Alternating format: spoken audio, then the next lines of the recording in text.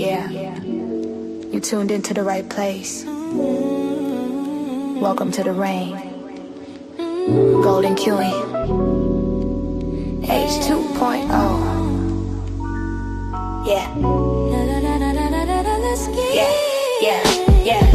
You're looking for a diamond, found a treasure in the rough. Tired of all the noise, cause you finally had enough. I'm here to build a movement on a mission for the nation. Dropping gems of knowledge, killing all the hesitation. We fighting for the truth, yeah, we fighting for what's right. Building unity and shining up a brand new light. It's a variety channel, but the vision's crystal clear. Pushing us all forward, conquering the doubt and fear. Welcome to the Queendom, it's 2.0 on your screen, where the content's real and smart and funny in between. This is more than just a stream, it's a platform for the change. Time to elevate the game and rearrange. So if you're ready for a vibe that you can feel and trust, joining in the movement is a definite must. This ain't just another channel talking smack behind the screen. It's a spotlight for the creators, building up a better scene. Spreading radical love, that's the message in the code. Helping everybody carry up a heavy load. From social justice issues to the laughter that we need. Planting seeds of progress, watch them grow from just a seed. This is authentic, this is raw, this is everything you saw. Welcome to the battle that is truly being fought. Ooh, so come with your respect and see the real effect. Cause I protect my own right here on the throne. Don't make me envy. Unleash the dragon.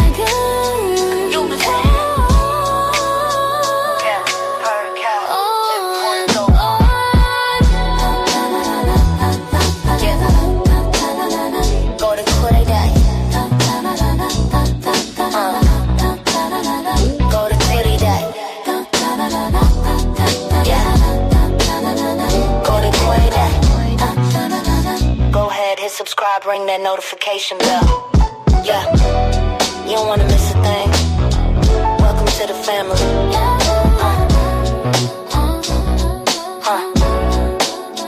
Yeah.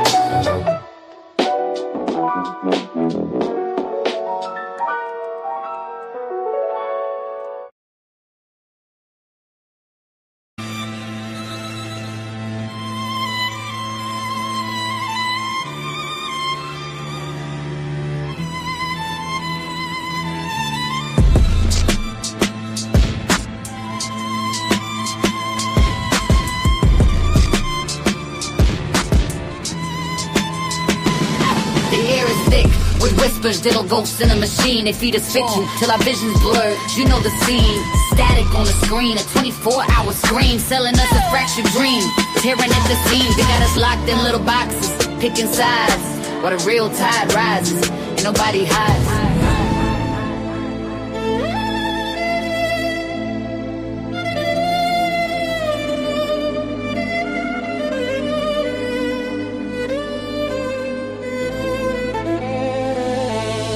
Podiums are burning, bridges turn to ash and dust. They trading rhetoric like bullets, banking on our lack of trust.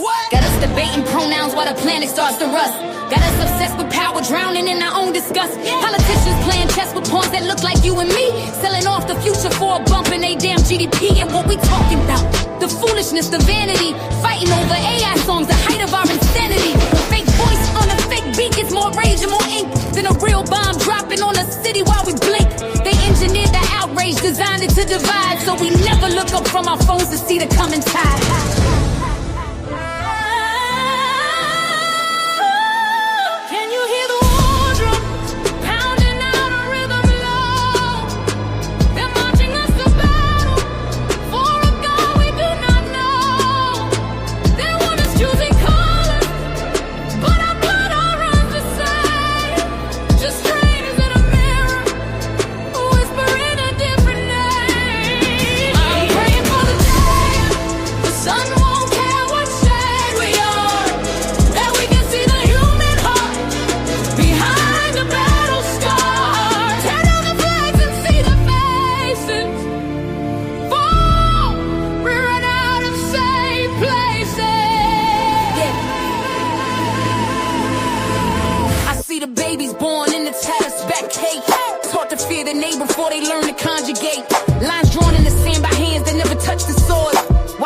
Class backbone is bent in endless toil. From Fifth to Palestine, from Kiev to the Sudan.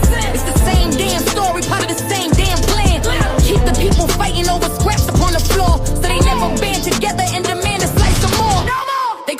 patriotism, tradition, call it pride. I call it ancient venom with a modern place to hide. Skin tone is a uniform they gave us for their war, but the soul inside the flesh is what we should be fighting for. And I'm tired, so tired of singing this eulogy. Oh, can you hear the war drums pounding out a rhythm low? They're marching us to battle for a God we do not know. They want us choosing colors, but our blood all runs the same.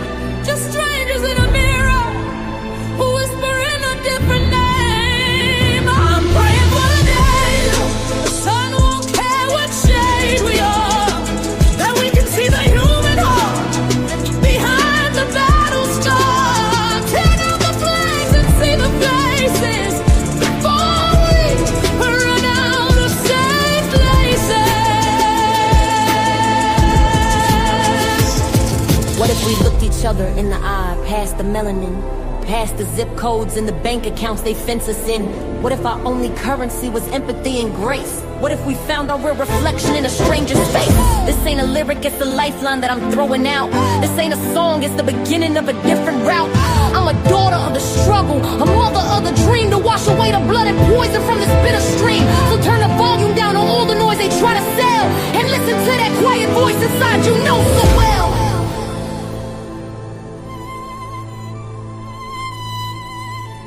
World War III is knocking. They're at the door. But it's not nation against nation anymore. It's ignorance against wisdom. It's love against the fear. The real war is right here.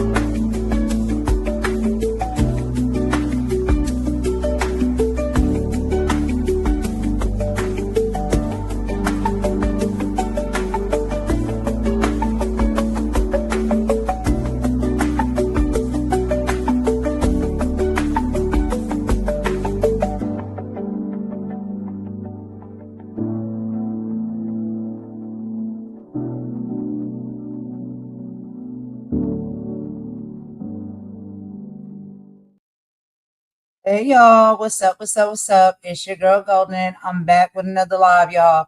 It's been a minute, but we have had some things that's going on in the political sector. Y'all know that I've kind of taken a break from that for a little bit because I wanted to focus on some other fun things, more uplifting things. Sometimes the politics can be a bit much, right? Because we see what's going on, not just here in my country, but across the world. And a lot of it can be sometimes depressing and fearful and all of those things. And so I was consistently reporting on it. And I just felt like that was just a lot sometimes for us to deal with on a day-to-day basis. So I try to take a little bit of break and do some other fun things, that can make us laugh and clown and joke and have a good time. But we do have some important updates here when it comes to what's happening in a political sector. So today we're doing politics, y'all. And I may have something very interesting at the end. So Y'all wait for it. Y'all wait for it. But I hope everybody is having a wonderful day. It is 2:20 p.m. here, Eastern Time, in the United States and the Carolinas. It is very nice outside. It's warm, the sun is shining, and there is a nice, lovely breeze. And I'm in an extremely good mood because I told y'all the weather can really change my mood. So when the weather is nice, I'm in a good mood. So I hope you guys are having an excellent day in whatever respectful time zone y'all are in. Happy Friday, everybody. We made it to the end of the week. So then there's that. So whether it's morning, afternoon, evening, or night for you, wherever you're at, I hope you all are having an excellent day and happy Friday. Hopefully y'all have some really great plans for the weekend. Turn up, go out, have fun, spend time with the family, whatever it is. I hope y'all have something really fun and great planned. But y'all, let me go ahead and get into it. I'm going to give y'all a brief synopsis of what's going on. First, let me just go ahead and say hello to Imani. Hey, Imani, thanks for coming in, girl. And hey, Mama. Mama is here too, child. She's keeping JJ at bay, but she's listening in as well. So we both are here. Mama's just hearing spirit and comment in the chat at this point. But we're going to go ahead and get into this, y'all. So let's talk about it. So I don't know if y'all have already heard some of this, but right now, the White House is in a total meltdown, okay? And we're going to be breaking down some of the explosive things that's been going on through basically this week, and that are actually very, pertinent. So we have to talk about the Vatican versus the Pentagon. So Pope Leo just issued a staggering rebuke of Trump's war threats. We also are going to be talking a little bit about Melania's rebellion. The First Lady just took to the podium without warning the president to demand the public Epstein hearings. Interesting. We'll also get into some of these war lies. While the WH claims victory in Iran, the facts on the ground tell a very different story. We also going to be talking about the MAGA scandal. Mike Johnson has been exposed for ignoring the MAGA freak allegations. And we got to talk about Peach Head Steph, as always. Pete's attack. Okay. He declares the Trump era over as the administration snaps. So let's get into number one, the Pope versus the Pentagon.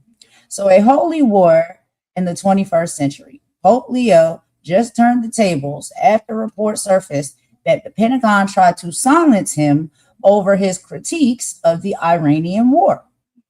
Reports allege that administration used death threats, threats of death and destruction from the sky to keep the Vatican from criticizing Operation Epic Fury.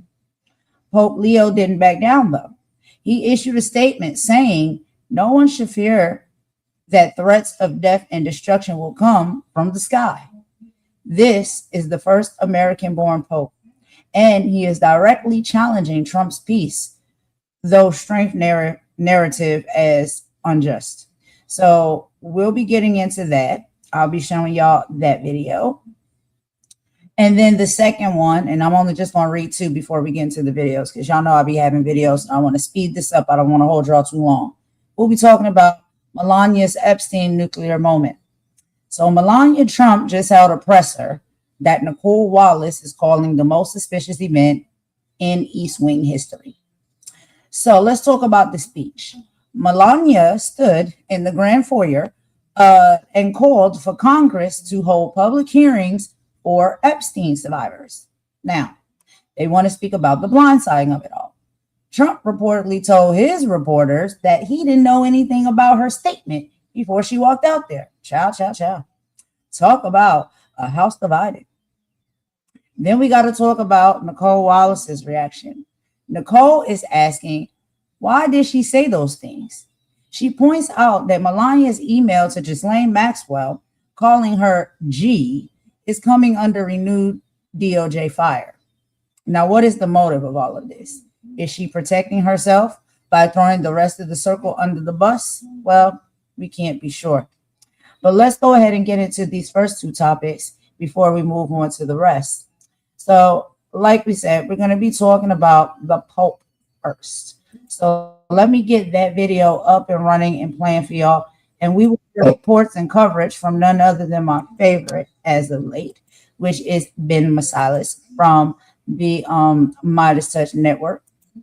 So if y'all have not checked out his channel or any of his content, you really should. Ben is dope. He's so funny to me. He really goes in on Trump child, but he brings us the truth that we need to hear and we need to know about what is really going on in the political sector. So let's go ahead and hear a little bit of words from from Ben, and listen together. I'll meet y'all in the chat per usual, and then we'll take a pause and talk about what we think about what we're hearing and what is going on, because things are getting really real. Let's get into it.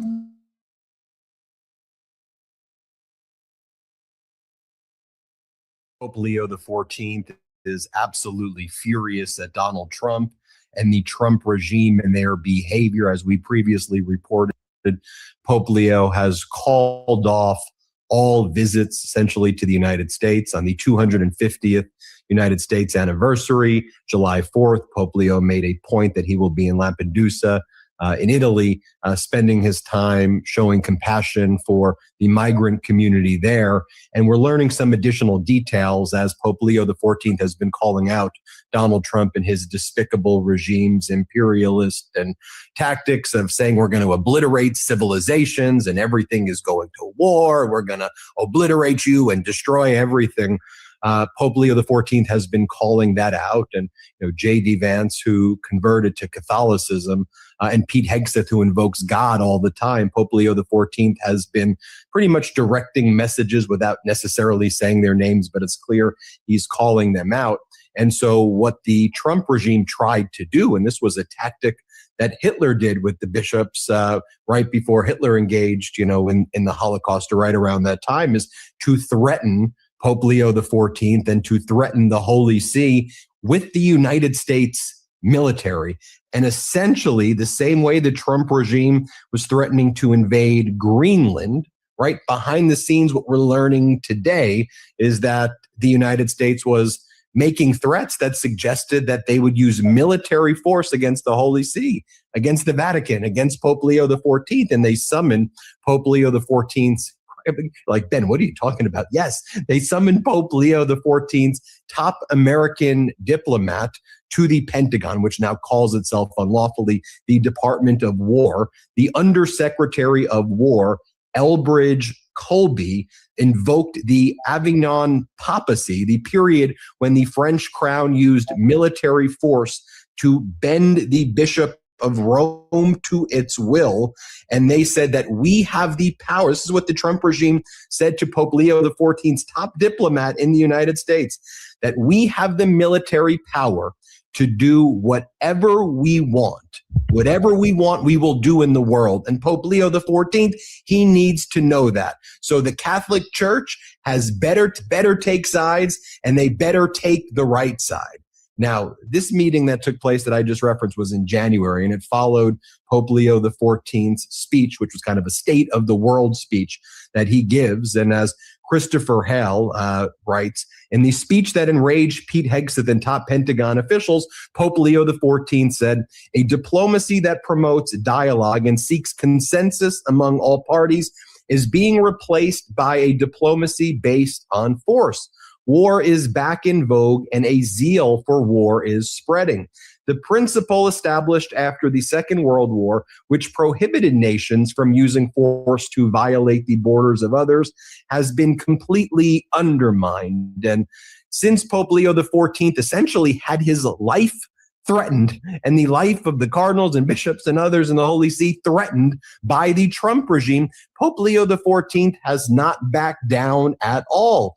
During this unlawful and catastrophic war in Iran, where at the end Donald Trump completely folded, Pope Leo XIV directed this message to Pete Hegseth. Jesus is the King of Peace who rejects war, whom no one can use to justify war. He does not listen to the prayers of those who wage war, but rejects them. Even though you make many prayers, God will not listen. Your hands are full of blood. And in other words, Pete Hegseth, stop invoking the name of God and Jesus in your war crimes because they are not listening. Also, Pope Leo XIV is saying that the type of thinking of Hegseth and J.D. Vance is entirely foreign to the way of Jesus Christ. The Pope argues that Christianity has been distorted by a desire for domination, warning that people mistake power for righteousness. Quote, "We consider ourselves powerful when we dominate, victorious when we destroy. Instead," he says, "God's example is not how to dominate, but how to give life," and adds that Jesus does not listen to the prayers of those who wage war. And take a look at some of the posts that Pope Leo XIV has been making lately. He says, "The cross is part of the mission. The imperialist occupation of the world is disrupted from within. The violence that until now has been the law is unmasked. The poor, imprisoned, and rejected Messiah descends into the darkness of death. Yet in doing so, he brings in a new creation." He also writes, "Death is always lurking. We see it in violence, in the wounds of the world, in the cry of pain that rises from every corner because of the abuses that crush the weakest among us, because of the idolatry of profit that plunders the earth's resources, because of the violence of war that kills and destroys." He then writes, again, these are messages that seem obviously directed at Trump and Hegseth and Vance and this entire Trump regime. "Often the proclamation of truth is obscured by what we today call fake news, lies, insinuations, and unfounded accusations. Yet in the face of such obstacles, the truth does not remain hidden. Rather, it comes forth to meet us, living and radiant, illuminating even in the deepest and darkness and the deepest and darkest hours." Now, I think when Pope Leo XIV was ultimately made the Pope, lots of people, and became the Pope, lots of people were looking at his background, the first American Pope born and raised in the United States of America, and then obviously studying and traveling abroad and rising through the ranks of the Catholic Church abroad. But I think someone who was known that would stand up against the exact type of things that Donald Trump is engaging in now, and he has not shied away from it. Remember when Donald Trump had he's still having it, but when the ICE and Border Patrol, Gestapo were rounding up and killing and murdering and maiming people in the streets, you had Pope Leo XIV standing up. All right, y'all. So we're just going to take a quick break because, I have to do this. And we got to talk and chit chat. So like Maria was saying, and welcome, Maria. Welcome, Maria. Thank you for coming in, and kicking it with us for a bit and joining the live. Thank you so much. But yes, so, we got to talk about this because a lot of things are happening within our world, right? Not just what's happening in the United States, but how it even connects to other people at other countries. And things are getting very serious out here. And so, this is why I like to do politics and I do like to talk about it because I think it's things that need to be brought to our attention and we need to focus on, okay? So we're seeing now that there is a power shift. And I know that it has been basically when it comes to the United States, it seems as if like that country has always been, or my country, whatever, where I reside here, I was just born here, seems to be the one that is in power. But now there is a question, right? Who has more power in 2026? Is it the president or is it the Pope? If y'all think it is the president, then y'all can type in the chat and let me know. Do y'all think it's the Pope? Y'all can type in the chat and let me know that as well. And also, do you think that the Pentagon actually threatened a Pope? Is that even possible in America? Should it be? Right? Because we know everything is out of whack and out of order. And so we're seeing, stranger things right now. And I'm not talking about the Netflix show. I'm talking about stranger things that are happening within structural systems that have never happened before. And so we're bearing witness to all of that right now when it comes to our political sector and our government. And we're seeing a lot of changes, a lot of shifts and a lot of changes. And I just wonder what y'all think about that. You know what I mean?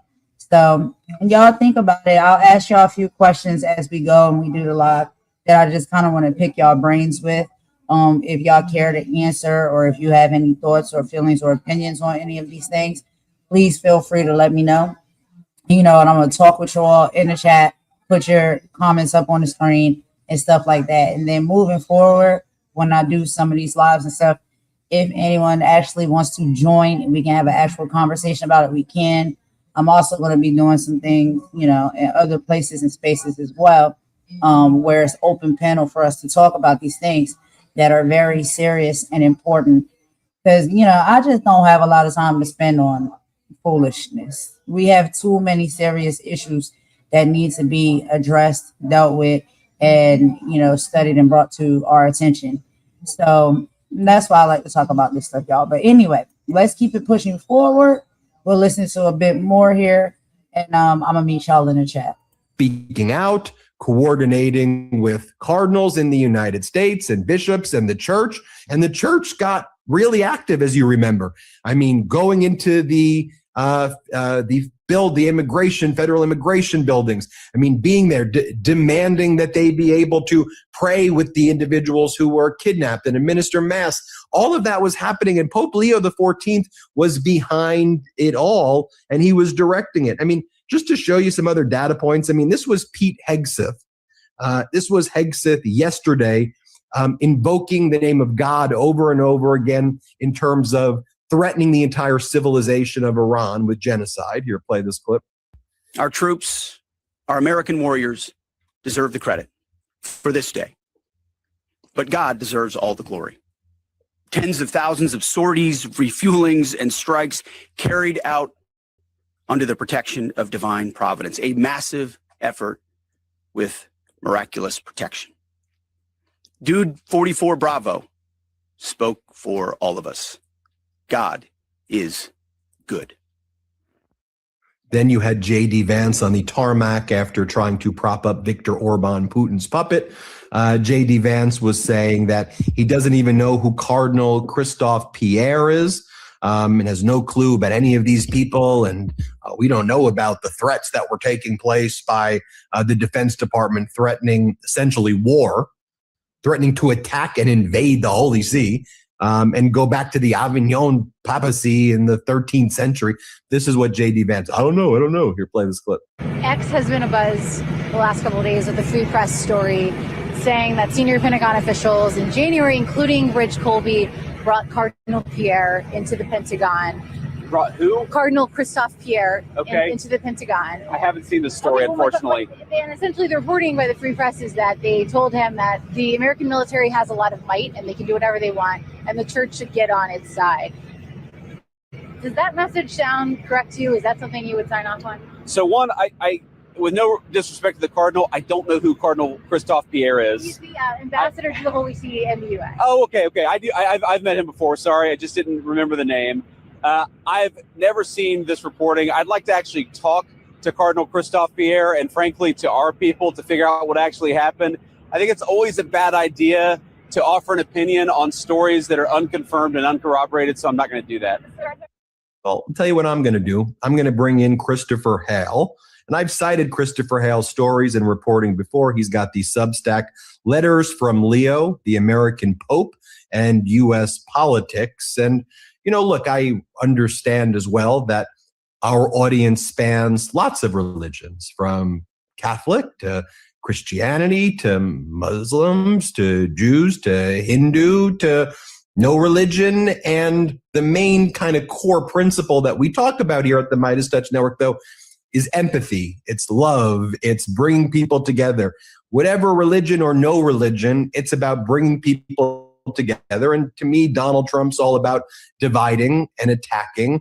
And I think regardless of what your religion is, I think we can objectively look at what Pope Leo XIV has demonstrated with his leadership and standing up to Donald Trump and recognizing there's a great deal of power in that. And that's why the Trump regime was so intimidated and threatened him. You have great sourcing inside the Vatican, in Washington, D.C., and you seem to know everything that's going on as it relates to the intersection of the church and U.S. politics and the church. Generally, you were handling Catholic outreach for Obama. You've written for Time Magazine and other periodicals about the church and about. So talk to us about this incident, and let's talk more broadly about Pope Leo XIV standing up to Trump. But talk to us about what your sources are telling you about this incident. Well, I must say that this report originated with the Free Press, and we were able to confirm it throughout the day. But here's how the story goes. In early January, Cardinal Christophe Pierre, as you mentioned, who was up until last month Pope Leo's personal nuncio, which is Vatican's feet for ambassador to the United States, was strangely called not to the State Department, mind you. He is a diplomat, but actually directly to the Pentagon, which is strange in itself. And then while he was there at the Pentagon, there was a meeting with the Undersecretary of State. And in this meeting, it suggested that the Cardinal Christophe Pierre, that they were upset with Pope Leo XIV's early January address to the Vatican and to the diplomatic corps of the Holy See, where he said that war is back in vogue. There is a zeal for war, and that the rule of law regarding the territory of nations have been violated. Mind you, this speech took place days after Trump's invasion of Venezuela. So the administration was correct to read this as a critique of their policy, obviously global in nature, but yes, of what they had done in Venezuela and what they were threatening at that point to do in Greenland, and what they've done now in Iran just months later.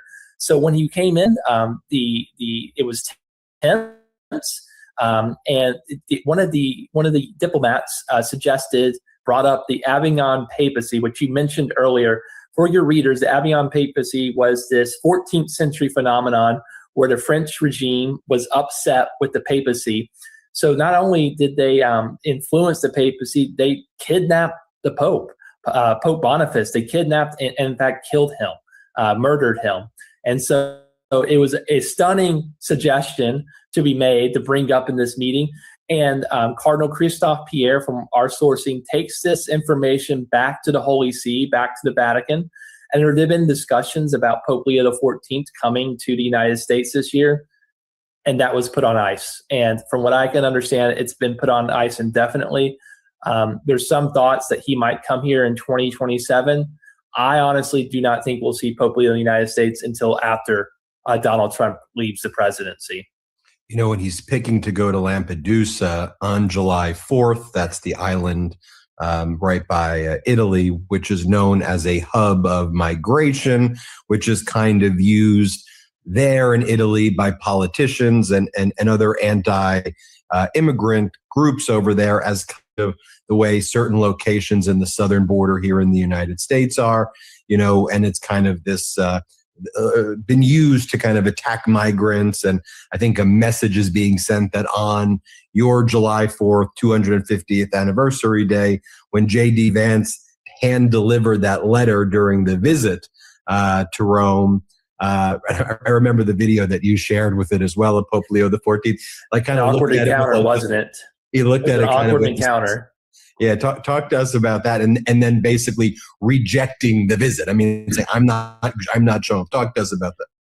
Yeah, so Pope Leo was inaugurated last May 18th, and J.D. Vance comes to see Pope Leo. Mind you, J.D. Vance was the last person ever to see Pope Francis, the last leader to see Pope Francis. So he met two popes within days of each other, and he delivers a letter.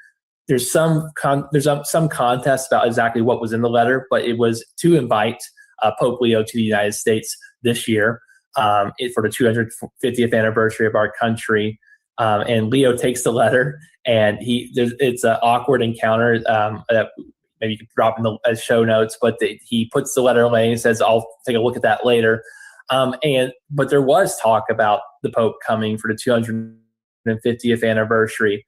But after this meeting that occurred, that was taken off the table. And you spoke about Lampedusa. And one of the things you talked about it being a point of entry, as a point of entry between North Africa and the Mediterranean Sea and Italy and Europe. But it's also a very poignant point in the history of the Catholic Church. Pope Francis, that was his first trip outside of Rome. He went there in July of 2013. And he said that, a very famous homily, he said, "We are a people who have forgotten how to weep for the sufferings of others." So he's doing two things. He's making a pointed statement to be there on the 4th of July, and he's also honoring his predecessor, who notably said that Donald Trump isn't Christian.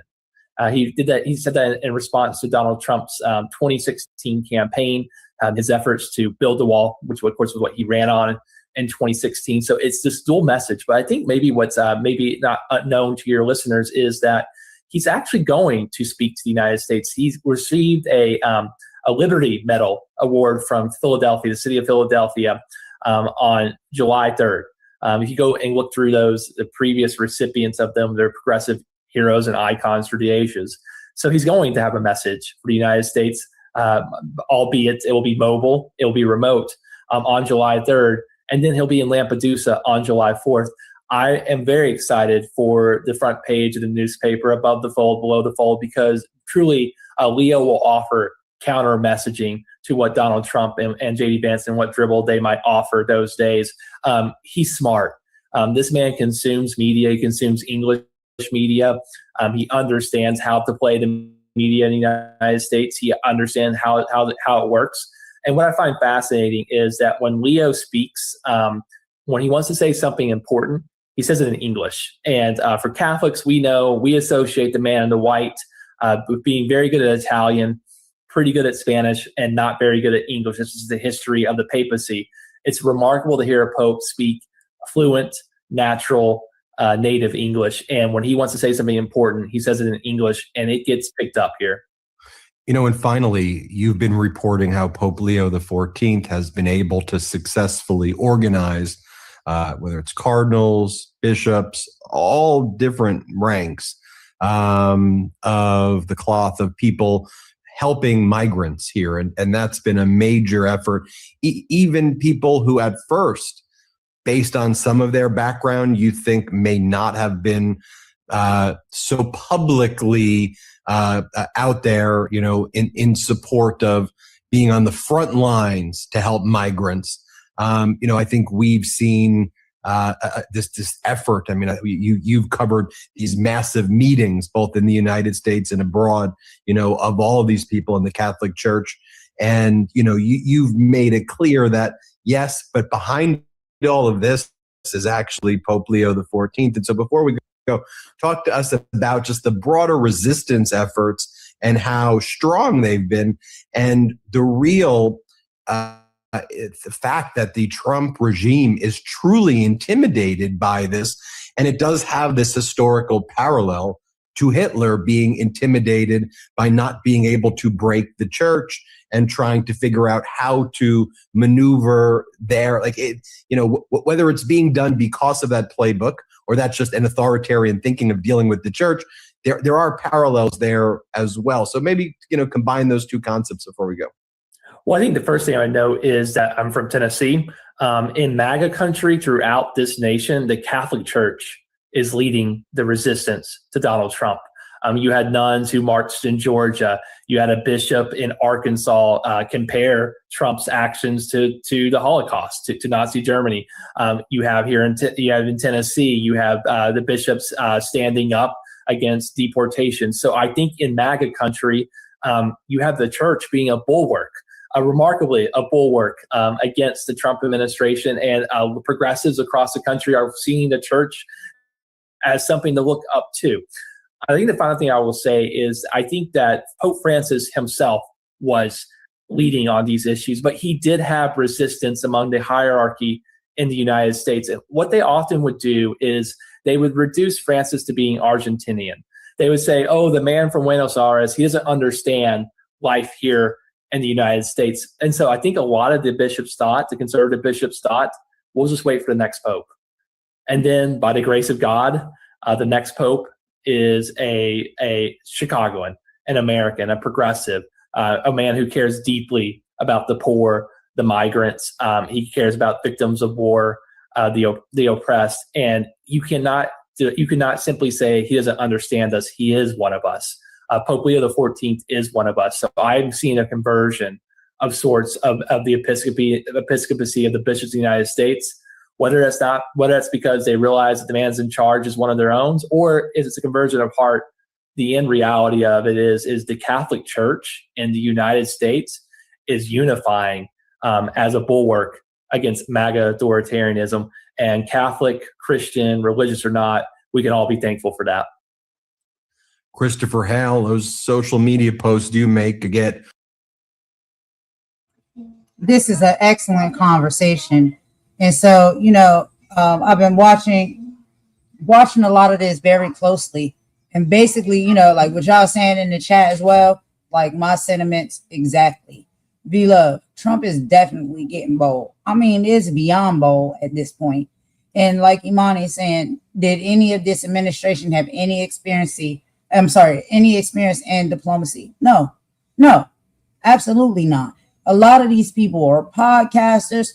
Child, I can't be sure. They might have been working on the poll. We can't be sure. Not to say, that's what you want to do, that's what you want to do. But to have the experience that they need to hold the positions that they have, no.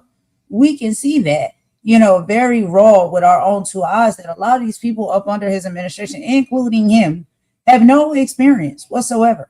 And then V-Love said he has his own picks, plus he vacated a lot of positions. That's just wild. Exactly, right?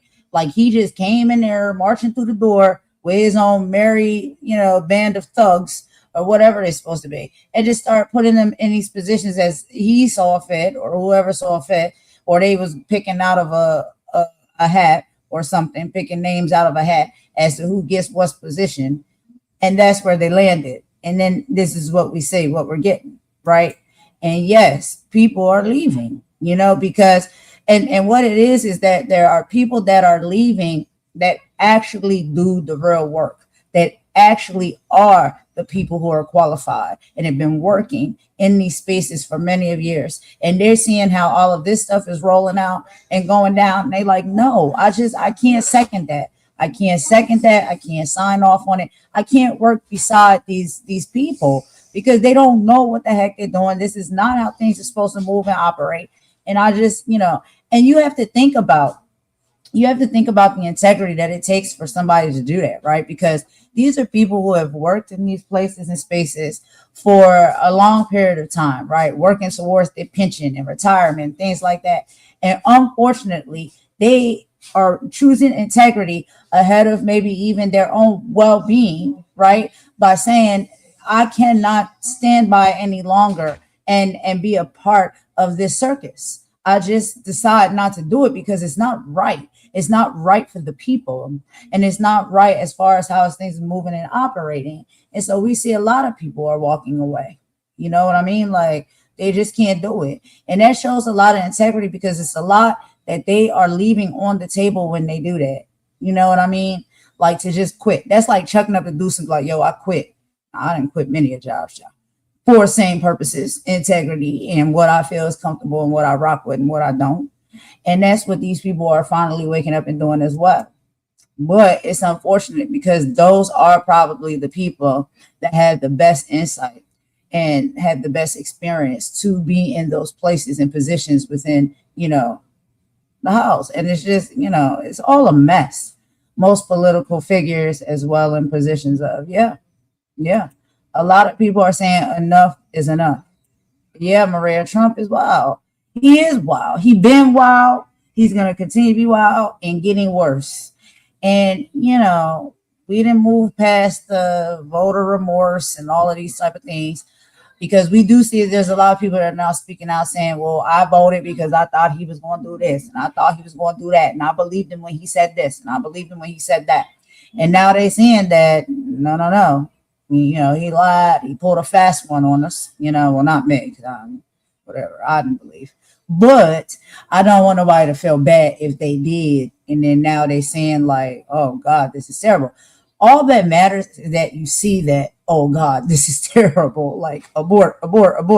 We've got to go. We've got to turn this thing around because this is a sinking ship. You know what I mean? And so, and then V-Love say, he has some military in there, but it's people that on one track for him. No one who will talk rational. Exactly, V-Love. Right. You know what I'm saying? Like these is his band of married thugs. You know what I mean? And it's just like they even hold these positions. And let me say that so I can take that back to be respectful. It's not to say that all of them don't have experience or the qualifications to hold some of these positions. Some of them do. Some of them worked, to have the qualifications to hold these positions. It's just their loyalty lies with him and his crack. And so it's like, yeah, they may be qualified, but it's like you're putting all of those qualifications, all that hard work that you did to the side and throwing it down the trash bin because you just want to stand and be, on the side of your homie, and he out here looking crazy in these streets and don't know what the heck he doing and messing everything up for everybody. It's like, that's unfortunate, that you would throw even your hard work and your credentials down the drain like that just to rock with him because he's supposed to be your homeboy or something like that. That's what I'm saying. Like, I think that's crazy. But, there are some that have absolutely no credentials or no experience and know nothing of what they're doing, right? But yeah, there are some that do. They have now taken an alliance with him, and it's just like you gonna have his back and just follow him to all of the wheels fall off. Like, that's crazy work. That's crazy work for you. It's crazy work for us as the people. It is crazy work, period. And Maria says, true. What else is he going to do? Trump is doing way too much. Yeah. And he's not in his right mind anymore. It's deteriorating as it goes. They're trying to hide that and cover that. The mental, cognitive abilities that he has at this point. He's not equipped. He's not equipped. And look at the mess. Look at the mess that he has caused in such a little bit of time. All of this mess. Hey, Blueberry. He's caused a lot of chaos all over, like worldwide, in such this little bit of time. Politics are theater for the masses. V-Love say hi to Blueberry. Love it. Yeah. And so, it's just like, oh, but let's talk a little bit more to this Pope situation as well, because, and this is Pope Leo the 14th, I believe they say. Let me make sure I got that right. Okay, I think it's the 14th. Pope Leo the 14th is what I believe I heard them say. But yeah, so this is the first ever American-born Pope. So this is a Pope that was born in America, right? That's typically not a thing, but this is our first American-born Pope. And it officially hit the nuclear button on the Vatican's diplomatic relationship with the Trump administration. So this isn't just them having a religious disagreement. It is a full-scale geopolitical confrontation over Operation Epic Fury and the president's recent rhetoric. Now we have the the civilization threat, right? So the catalyst for this was a Truth Social post where President Trump warned that a whole civilization in Iran would be unalived and never be brought back again. While the White House later claimed this was peace through strength, leverage that forced the 2-week ceasefire. The Pope viewed it as a direct threat, which it is, to millions of innocent civilians, which it is, and it has been, and continues to be. But there are a lot of people now that are standing in the proper position to get all of this mess shut down, right? And I love every second of it because I see people that may not have necessarily been allies before, but now they're becoming allies because they see the greater good. They understand that what this crazy psycho is doing, in my personal opinion, what I feel about him, it's not good for none of us. And so people are banding together. So the Vatican's response, truly unacceptable. So speaking from the Papal Villa at Castel Gandolfo, Pope Leo, he told it all. He didn't hold back at all. He called the threat against the entire people of Iran truly unacceptable. He labeled the ongoing conflict as an unjust war that violates international law.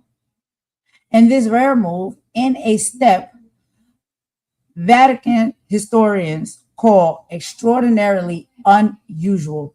He urged citizens to call their members of Congress to demand peace. This is the Pope directly bypassing the president to speak to the American people and voters, because that is what needs to be done. Those are the ones who are rational. What is the point of talking or having a meeting or a sit down with someone who is completely irrational and out of their mind? That's clear. You've seen that. So the Pope is speaking to the people. And so we got to talk about the bitter lecture at the Pentagon. The public clash follows a bombshell report that the top Vatican diplomat was brought to the Pentagon earlier this year for a bitter lecture. Now, these are their allegations. U.S. defense officials reportedly warned the church that the United States has the military power to do whatever they want to do, and that the church had better take its side or pick a side. Bullying. So instead of being intimidated, the Pope has doubled down by framing the administration's action as a moral failure and a globalization of indifference. He is challenging Trump's core base, Catholic and Christian voters alike. Just as we head towards these 2026 midterms, we have to stand together as a people, despite maybe our religious or spiritual differences. And this is what we're being shown. This is what's being displayed to us, which I think is beautiful. So why does this matter right now? We're talking about moral authority versus military might. This is a battle of narratives. Trump is selling a decisive victory, while the Pope is calling it a moral disaster. The Catholic vote, with the 2026 midterms looming, a direct no from the Vatican can sway millions of moderate voters who are uncomfortable with this epic fury rhetoric. The Pope holds a lot of power, and the people trust and believe in what the Pope has to say and how, you know what I'm saying, he presents that. Let's think about that. Now we have to talk about the ceasefire paradox. Trump says his civilization threat worked because it got a ceasefire. The Pope says the threat itself is a sin. Why threaten? Why threaten people? So I want to hear from you guys, and I know y'all actively talking as well, but do y'all think the Pope was right to step in and call this an unjust war? Or do you think that the Pope should stay out of U.S. military strategy? Type Pope or Trump in the chat. Let's see where you stand on the nuclear button for the Vatican. Let me tell you what I think. The Pope was absolutely right, just like many others are as well. It doesn't matter our differences. It is time to speak up for what is right. And like I said, I love every minute of it. Every minute of it, because we're not scared out here. We're not scared to speak our mind. We're not scared to speak up for what's right and what's truthful. V Love said, I just got back in politics 3 months ago when they started talking about the draft. Yeah. And with this draft that he's trying to do, you know, the thing about it this time around, we know historically how drafts were and how they went down, you know, with the boys, you know, and the young men. Well, this time it's boys and young men, and it's women and young ladies. Anybody can get it. He's drafting anybody and everybody. And it's just like, come on, we're really going back to drafting days. I called it in Blueberry said, I called it in 2020 when everyone was worshiping him. I was not popular. Hence my exit from following anything political. I feel you.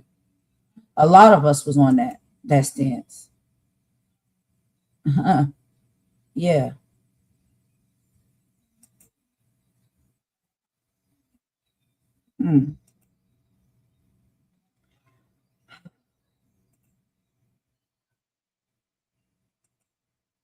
The Pope has the right to speak up on this. Yes.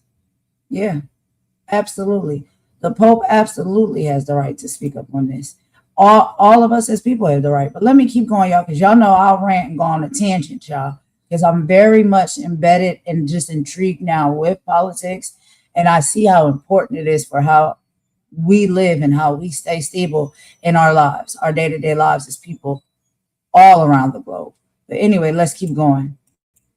Just so people know, I mean, 4 million views, 5 million views, 3 million regularly. It's when I'm trying to research areas regarding the church and its interactions, you know, it's where I go to get my knowledge. Letters from Leo is the name of Christopher Hale's Substack, The American Pope in U.S. Politics. Thanks for joining us, Christopher. We'd love to have you back on. Thank you for having me. I appreciate it. And everybody hit subscribe here, and let's get to 7 million subscribers. Want to stay plugged in? Become a subscriber to our Substack at Midas. All right, y'all. So that was our first topic that we was talking about here on the live. We're going to be getting into the next one in just a moment, but we have to take a long break. So the next topic we'll be talking about, again, back, you know, with Trump, which kind of ties into what we already spoke on. But yeah, Trump is panicking and he's trapping himself in war defeat because we know that he's not going to get away with this. It was looking real spooky at first, but we see there are enough of us as people, as leaders, that are seeing this stuff for what it really is and speaking up and fighting back against it. And now he's realizing that he's lost. We have to stand together, right? Because these senseless wars, they don't deserve to start just because somebody is having a temper tantrum. Please. How childish and insane is that? But let's take this quick song break, y'all. Rock with me for a little bit. We got so much more to get into. We'll be right back, okay?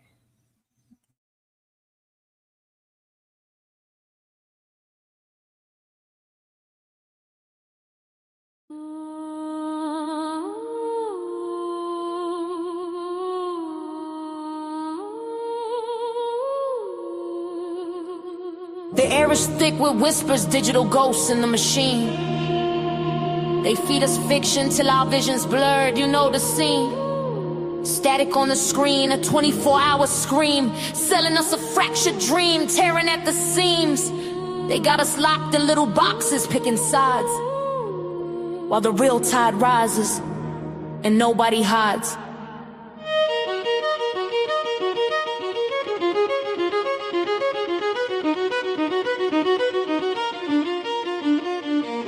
Yo, podiums are burning, bridges turn to ash and dust. They trading rhetoric like bullets, banking on our lack of trust. Got us debating pronouns while the planet starts to rust. Got us obsessed with power, drowning in our own disgust. Politicians playing chess with pawns that look like you and me, selling off the future for a bump in their damn GDP. And what we talking about, the foolishness, the vanity, fighting over AI songs, the height of our insanity. A fake voice on a fake beat gets more rage and more ink than a real bomb dropping on a city while we blink. They engineered the outrage, designed it to divide, so we never look up from our phones to see the coming tide.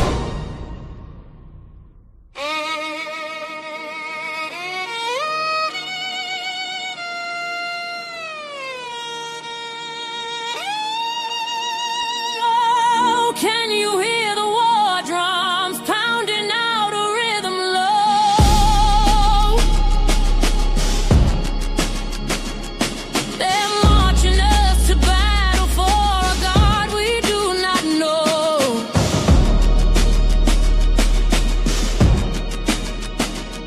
They want us choosing colors, but our blood all runs the same.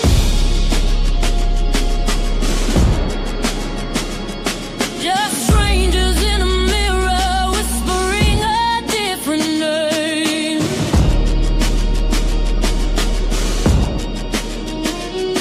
I'm praying for the day the sun won't care what shade we are.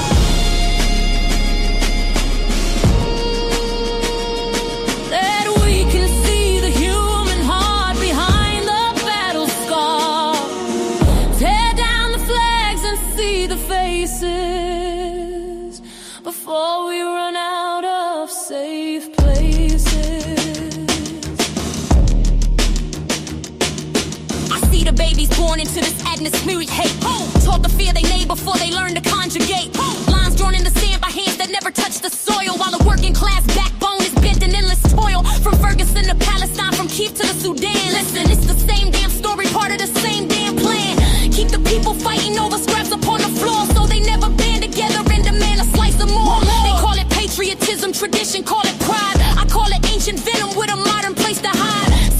the uniform they gave us for they war, but the soul inside the flesh is what we should be fighting for. And I'm tired,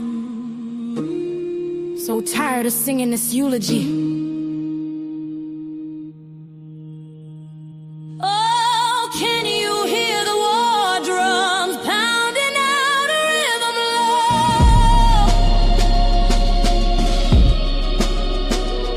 They're marching us to battle for a God we do not know.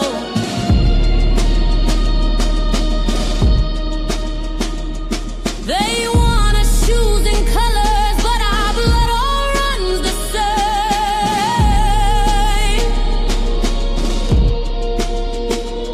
Just strangers in a mirror whispering a different name.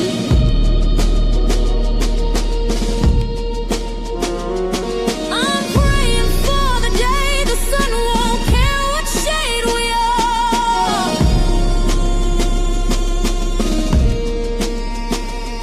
That we can see the human heart behind the battle scar.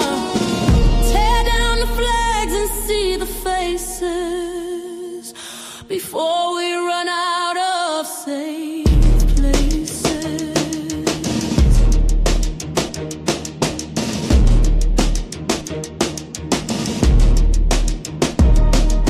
What if we looked each other in the eye, past the melanin, past the zip codes and the bank accounts they fence us in? What if our only currency was empathy and grace? What if we found our real reflection in a stranger's face? This ain't a lyric, it's a lifeline that I'm throwing out. This ain't a song, it's the beginning of a different route. I'm a daughter of the struggle, a mother of a dream, to wash away the blood and poison from this bitter stream. So turn the volume down on all the noise they try to sell, and listen to that quiet voice inside you know so well. World War III is knocking, they're at the door, but it's not nation against nation anymore. It's ignorance against wisdom, it's love against the fear. The real war is right here.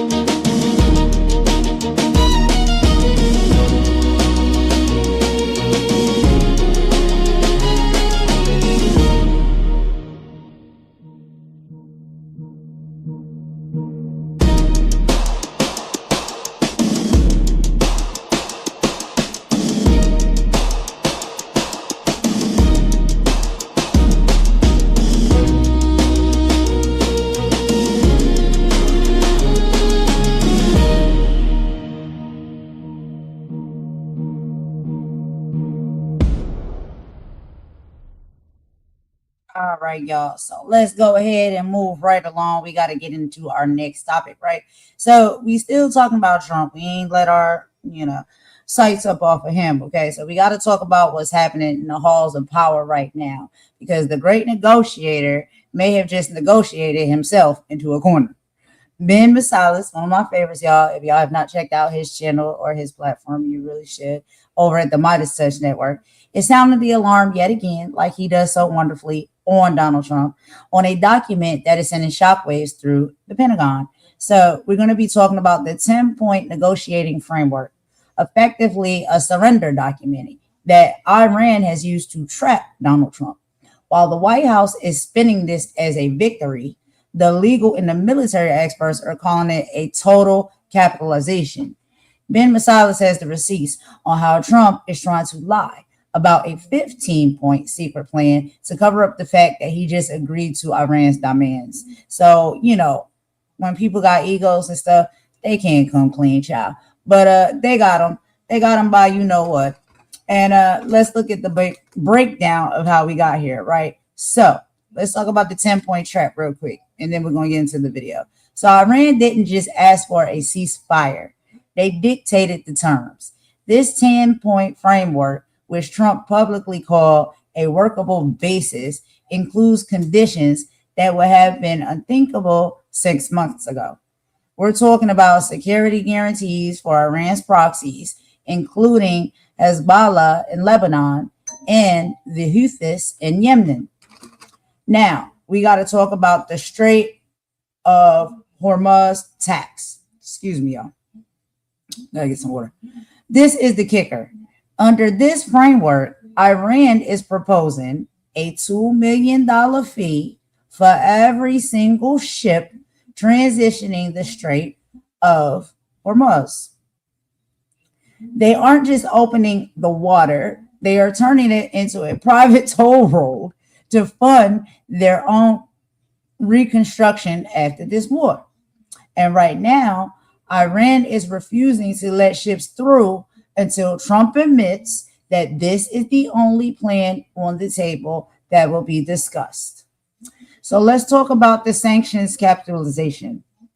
Masilas, and you'll hear him and Ben in just a moment, points out that the deal calls for the lifting of all primary and secondary sanctions.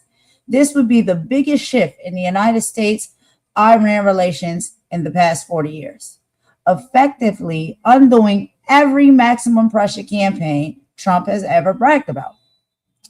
Now we got to talk about the 15-point fake out. As the backlash grows, the White House is scrambling. Press Secretary Carolyn Leavitt, oh God, child, when did she get fired? Is now claiming that there is a secret 15-point plan that belongs to Trump and represents total Iranian surrender. But, as Ben will tell us in just a moment and expose, the Iranians are laughing in their faces. They've gone on social media to say that there is no 15-point plan. There is only that 10 points, okay, that 10-point plan that Iran has put out, and that Trump has no way around having to agree to. He agreed already, but they don't want to tell us that. They want to hide that because they want to make it seem like it's so big, bad, and everything is working. No, sir. No. So let's talk about the market panic, because unfortunately, that's where we all come into play and how we are all affected. So the markets are seeing right through the spin. Oil prices are volatile because the world knows that a ceasefire built on a surrender is a ceasefire that can collapse at any second. We know that. And a lot of people, shout out to V Love. I believe you told me on one of my lives previously that you did serve within the military. So thank you for your services. So V Love knows about all of this. And a lot of us do as well. Even though we might didn't serve, but we may, do research and look into it and take a liking to politics and government, all these things. So Trump is trapped between a war he can't win and a peace deal that makes him look very, very weak, right? So that's what's going on with this next conversation we're about to get into, all right? So let's go ahead and hear a little bit from Ben real quick. And I'm going to meet y'all back over in the chat. Per usual, we'll talk about this. But yes, all of this, really, it is affecting us as the people. We are feeling it hard. We are feeling the gas prices going up. We are feeling the food prices go up. But let Ben break it down, because child, Trump out here trying to save face and he lying, basically. And Iran is like, no. He don't have us by the you-know-what. We have him by the you-know-what. Hey, it is what it is. Let's get into it.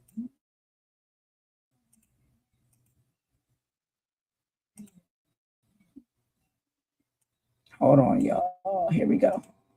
Donald Trump is panicking as Iran has effectively trapped him in his own plan of deceit, where Donald Trump was going to agree to Iran's 10-point settlement framework for a ceasefire, which Trump agreed to, and then Trump was going to then claim, actually, we didn't agree to those terms. We have our own terms. Iran knew that Donald Trump was going to do that. He knew that Trump and Netanyahu were going to start bombing Lebanon and Beirut. And they basically said, okay, you do that. we're just going to continue to control the Strait of Hormuz. We're not going to allow a single tanker to pass through. And we'll show you Donald and Netanyahu who really has the cards. And that's what Iran did. And we're seeing, again, no tankers going through the Strait of Hormuz. We saw about 7 ships in the past 24 hours, mostly cargo ships with Iranian flags. And now Donald Trump's been freaking out all night and throughout the day, making social media post after social media post. And frankly, Iran doesn't care. Individuals who are close to MB Ghalibaf, Iran's parliament leader, and Iran's foreign minister Araghchi, and Iran's president Pezeshkian, Iranian people who are close to them are saying things like this on social media. Today, passage through the Strait of Hormuz has almost come to a standstill, and only Iranian shipments have passed through it today. Following the Israeli regime's attack on Lebanon, Iran has intensified restrictions in the strait. Then Donald Trump responds by saying, Iran has been conquered. It has no military. He says if Iran doesn't make a deal, it's going to be very, very painful. And Iran says, good luck. Good luck. Foreign Minister Araghchi of Iran posted the following: Netanyahu's criminal trial resumes on Sunday. A region-wide ceasefire, including in Lebanon, would hasten his jailing. If the U.S. wishes to crater its economy by letting Netanyahu kill diplomacy, that would ultimately be its choice. We think that would be dumb, but we are prepared for it. And Foreign Minister Araghchi, who posted that statement, was responding to J.D. Vance, Donald Trump's vice president, who had said the following before that: if Iran wants to let this negotiation fall apart over Lebanon, which has nothing to do with them, that is ultimately their choice. We think that would be dumb, but it's their choice. To which Foreign Minister Araghchi said, what would really be dumb is if the U.S. wishes to crater its economy by letting Netanyahu kill diplomacy. At the end of the day, the fact remains that what Donald Trump agreed to with the 10-point framework put forward by Iran actually did indeed say that the ceasefire covered Lebanon as well. The Prime Minister of Pakistan, Sharif, when he announced the ceasefire, he specifically said Lebanon is included. That's what was in it. We can't argue with the fact that that's what the facts are. You have MB Ghalibaf, Iran's parliament leader, just toying with Donald Trump and this regime. And it's embarrassing to see, frankly. As an American, it's embarrassing to see this power dynamic. I mean, first, you had MB Ghalibaf, Iran's parliament leader, post the following: Lebanon and the entire resistance axis, as Iran's allies, form an inseparable part of the ceasefire. And then Ghalibaf cites the 10-point settlement negotiation plan that Trump agreed to. Point 1 of the 10-point proposal said ceasefire applies to Lebanon. Then he goes, Prime Minister Sharif publicly and clearly stressed that the Lebanon issue, there is no room for denial and backtracking. And then 3, ceasefire violations carry explicit costs and strong responses. Extinguish the fire immediately. MB Ghalibaf telling the United States and Trump, extinguish the fire immediately. And then he posted, time is running out, with an hourglass emoji. Time is running out. They know that they've got Donald Trump by the you-know-what, and it is deeply embarrassing to see that play out and to see that dynamic in real time, that Iran is out there threatening the United States like that and saying, time is running out, because all of the reporting is, for about 3 weeks now, Donald Trump's been begging Iran for a ceasefire, and Iran was ignoring him, even though Donald Trump was always saying, let me accept your 10-point plan. Let me accept your 10-point plan. And then finally, Donald Trump got Pakistan to broker this. Pakistan brokered the plan, but Trump agreed to the 10-point plan of Iran.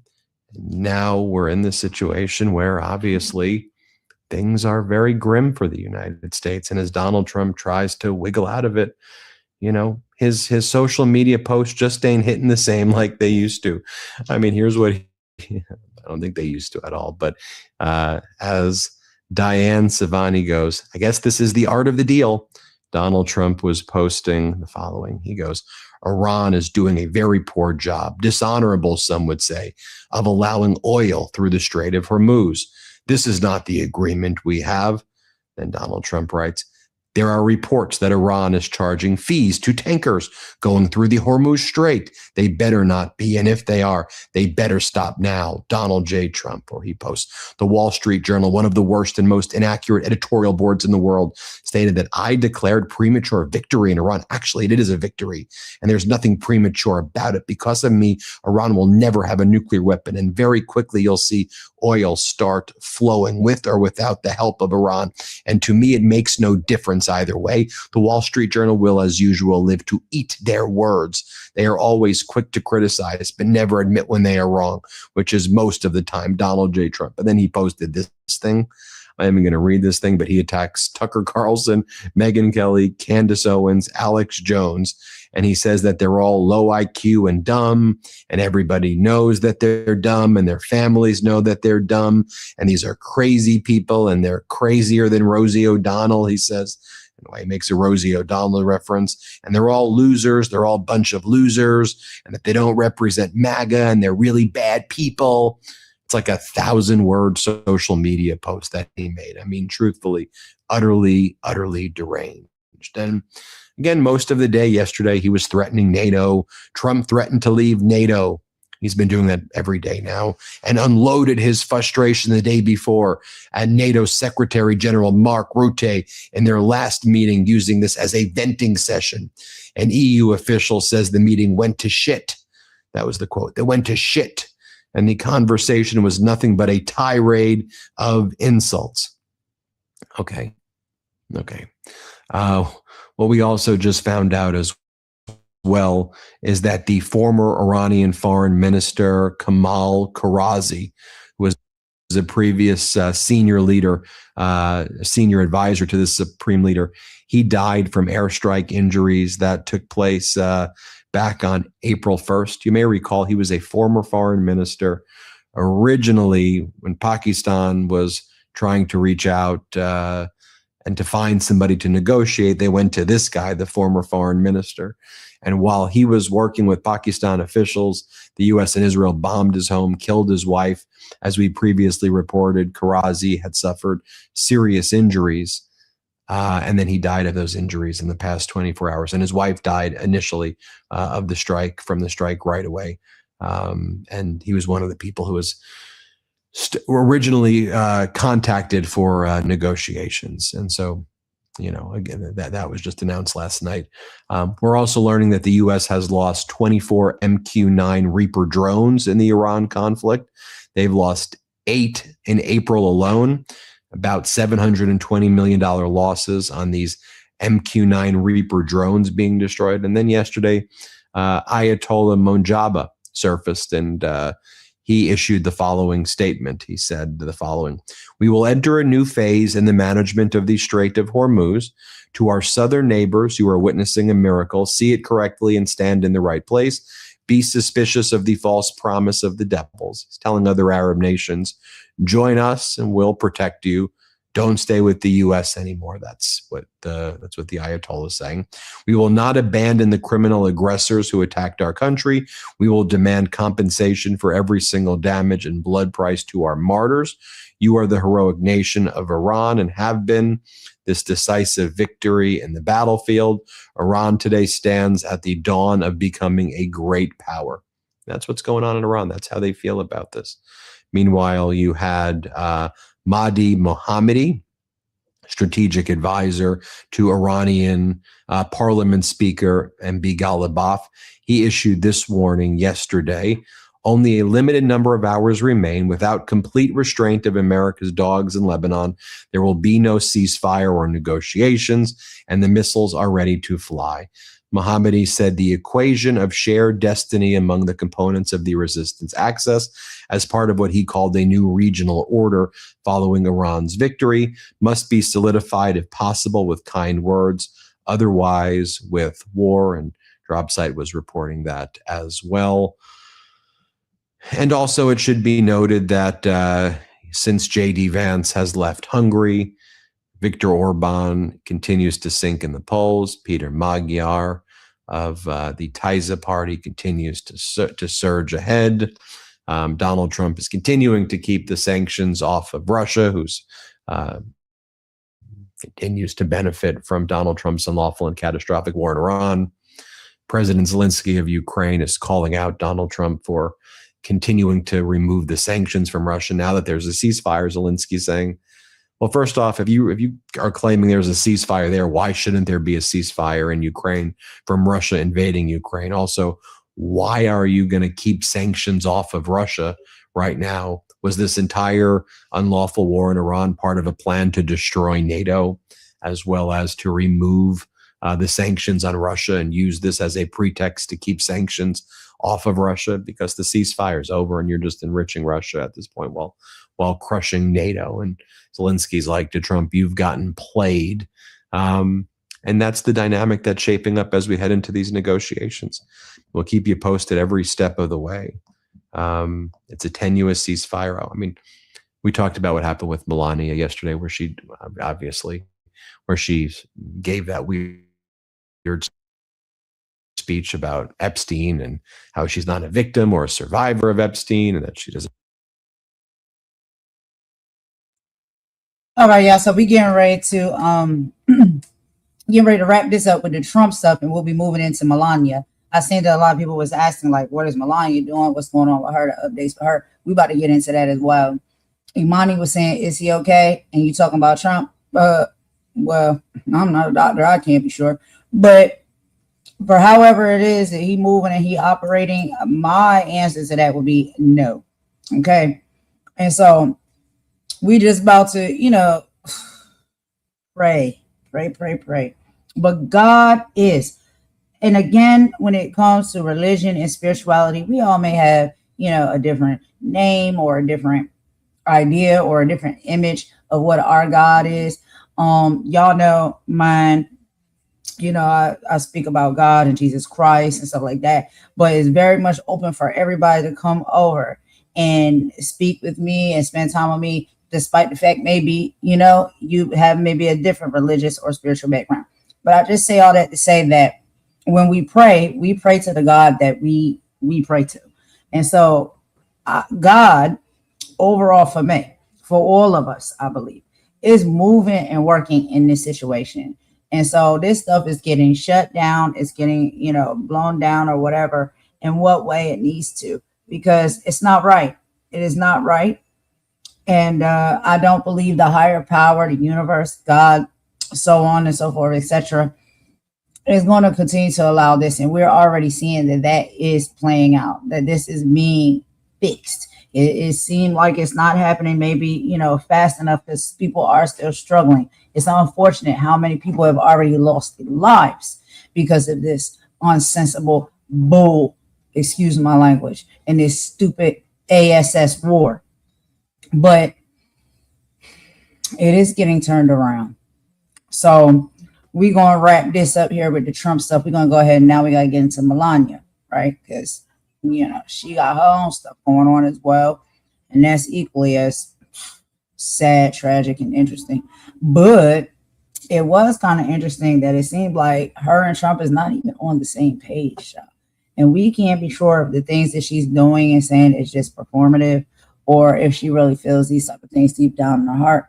But we'll get into that. But just to wrap this all up here, okay? So we got, after 40 days of relentless combat, a 2-week ceasefire is officially in effect. A ceasefire is officially in effect. But the peace through strength victory Donald Trump is claiming is being called a strategic trap by everyone else. We are currently in a make or break window. So as of April 10th, which is today, the ceasefire status is a 2-week pause began on Tuesday night. While major bombing has stopped, Israel is not part of the ceasefire in Lebanon and continues to strike targets. This is what they're saying. This is what is being reported on. Okay. So Trump's main condition for the pause was the complete and immediate opening of the strait. However, reports today confirm Iran is doing, what they can to reopen it. We can't be sure. This is allegedly. Okay. These are the final updates that are alleged. And like I said, there's more videos and stuff that I could show y'all. And I wanted to bring forth to show y'all, but we already running into time as well. So, I'll be doing more political coverage and I'll come back with those updates for y'all. We also, have the toll roll scandal. Bombshell reports are indicating that as part of the deal, Iran and Oman are allegedly allowed to charge $2 million per ship to transit the strait.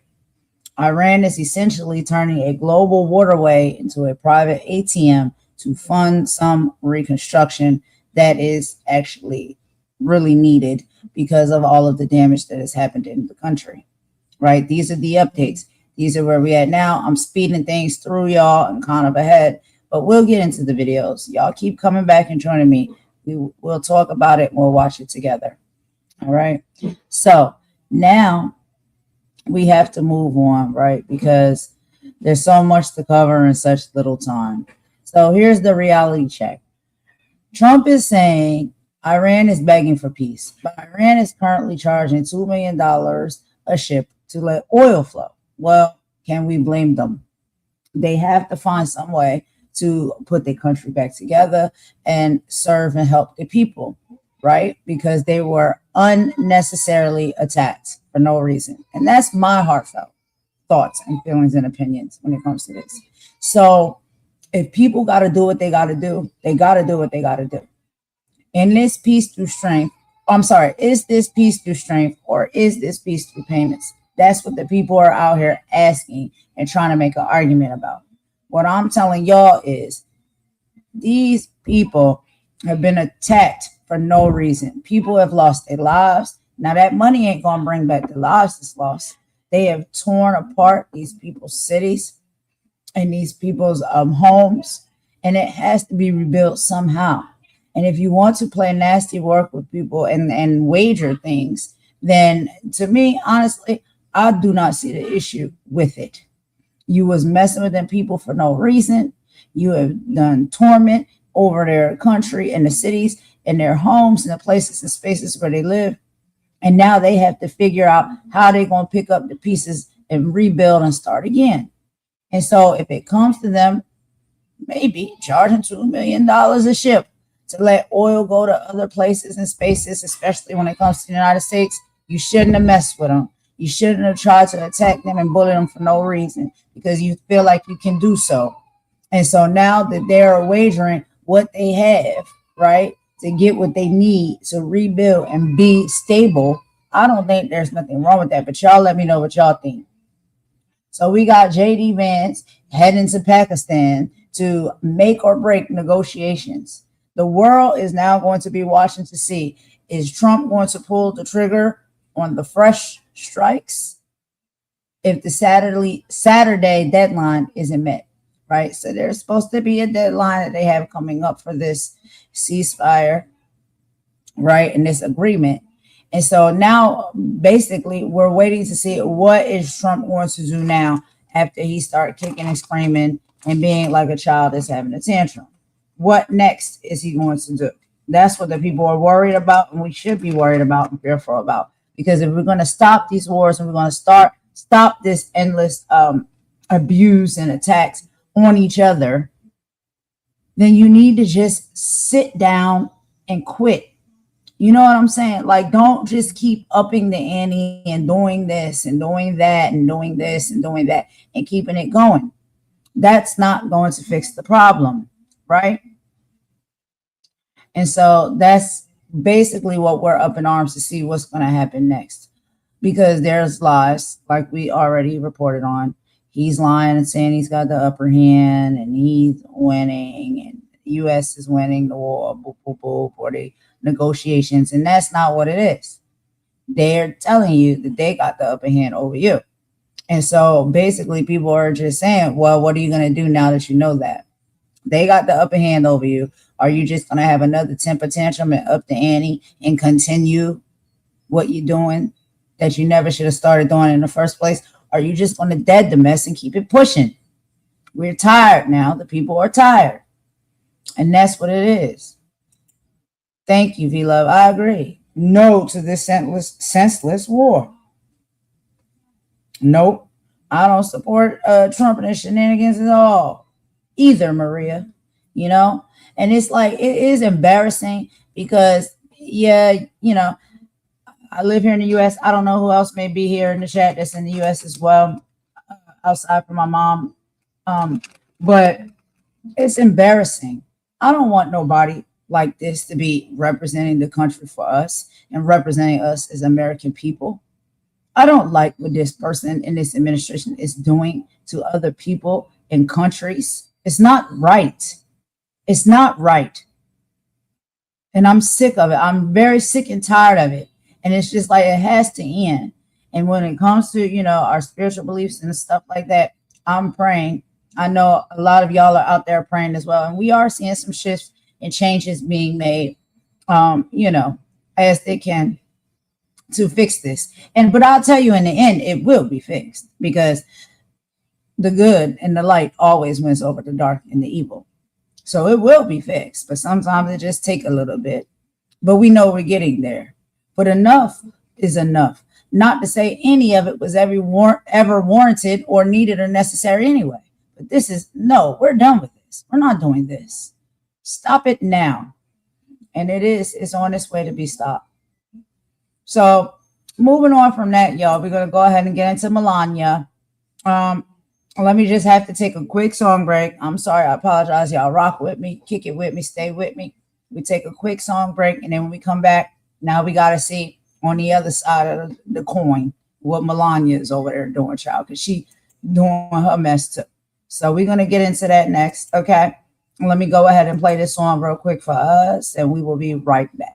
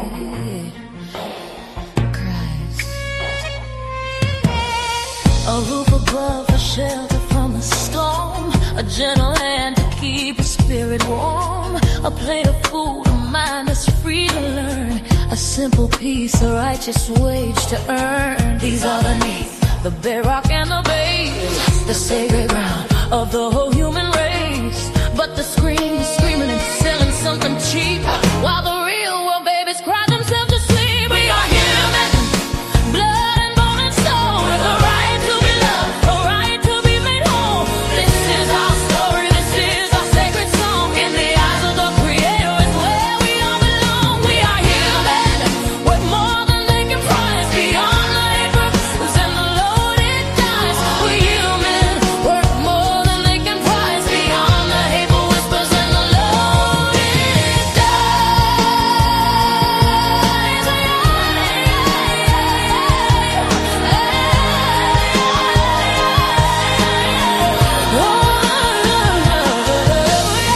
They're painting pictures twisted and real, teaching our children how they ought to feel. Their values in the label on your shoes, or the filtered life you desperately choose. They magnify the hate, they celebrate the greed and plant a poison, a suffocating weed. We gotta reach our children, pull them from the glow, and show them a beauty that the media don't know. Yo, check the vision, the mission of the television, spitting division, a mental prison. Gather you chasing likes, addicted to the feed, ignoring the hunger. the fundamental need. They building paper idols on a digital stage, putting our future daughters in a virtual cage. Now we gotta break the cycle, gotta cut the cord. The real word is powerful, mightier than a sword. So we teach them about their history, teach them about their grace, teach them about the power in every single face. We are human, blood and bone and soul, with a right to be loved, a right to be made whole. This is our story, this is our sacred song. In the eyes of the Creator, it's where we all belong. We are human, worth more than they can price, beyond the hateful whispers and the loaded dice. Human, worth more than they can price, beyond the hateful whispers and the loaded dice.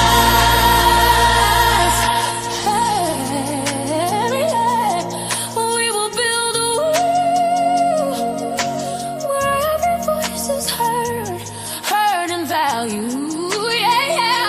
And truth is not a whisper, but a mighty, thundering word. A word of justice, a word of peace, a promise that the fight will never cease. This ain't just a track, this a call to action. For every mother, father, every single fraction of the community holding it down on the ground. Time to get loud, make a revolutionary sound. Look your child in the eye, tell them that they matter. Tell them their spirit's something that no lie can shatter. Tell them knowledge is the weapon, love is the shield, and the truth is the harvest we gonna grow in this field.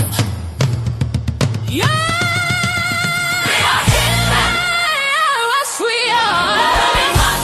Teach the children! Near and far! Let them know their sacred work. Fight for every single soul on this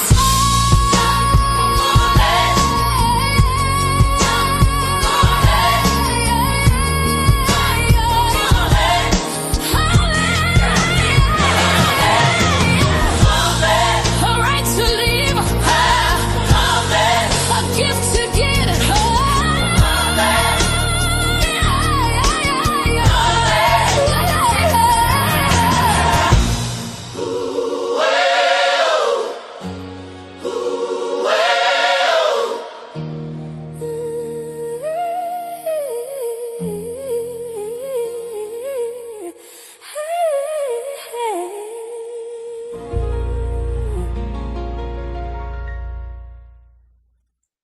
All right, y'all. Thank you so much for rocking with me with that little song break there that we had to take. So now we about to go ahead and get into Melania, child. Okay, we got to talk about Melania Epstein nuclear moment. Okay, so Melania Trump just held a presser that Nicole Wallace is calling out the most suspicious event in the East Wing history. While she tried to shut down the rumors, she may have just opened up a legal Pandora's box. So let's get into it. All right, so this surprise presser, the good news for her, the denial. Melania stood in the grand foyer and categorically denied being friends with Epstein or Maxwell. She stated that she was not introduced to Donald by Epstein, claiming they met by chance in 1998, and denied ever being on his plane or at his private island. Interesting. Now, let's talk about the rebellion. Donald Trump reportedly told reporters he didn't know anything. He never knows nothing. J.D. Vance never knows anything. Child, we already know. They don't know nothing. Mine swept clean. He knows nothing about her statement until it was happening. Well, I can believe that a little bit because it doesn't even seem like, they even in a traditional relationship at all. They don't even sleep in the same bedroom, child. They're very separate. And you can tell that she really seems to have some type of disdain for him. But for whatever her reasons of being with him with, we typically know why women do those type of things. Anyway, here's the demand. She called for Congress to hold a public hearing for Epstein survivors to testify under oath. This has blindsided the GOP, who have been trying to bury the Epstein files for over a year now. Let's get into the bad news and the receipts. So, the Dear G email, just hours after her denial, the DOJ released a 2002 email where Melania addresses Ghislaine Maxwell as Dear G and signs it Love Melania. In the email, she tells Maxwell she cannot wait to see her in Palm Beach. Child, the receipts be receipting. So let's talk about the Amanda Angaro warning. Shortly after the speech, Brazilian model Amanda Angaro, who was part of the same modeling circles, posted a viral warning to Melania. I was around you, and this is her quote, y'all. This is what Amanda said. I was around you for 20 years. Shut your mouth when speaking about me, because I will expose everything I know. Oh, my. Doesn't this sound similar? The silence on Donald. Critics, including Nicole Wallace, noticed that while Melania defended herself for 10 minutes, she offered zero defense for her husband, despite his name appearing thousands of times in the Epstein flight logs and address books. But why would she, right? I don't really think she cares enough to cover him or lie for him or anything. I think she's more so trying to save herself.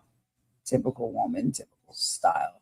But that's just my personal opinions, y'all.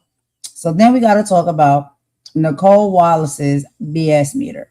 So Nicole Wallace says, why now? Nicole argues this is strategic. It's a curveball. By calling for hearings, Melania is positioning herself as a friend of the victims to distance herself from the president's legal baggage.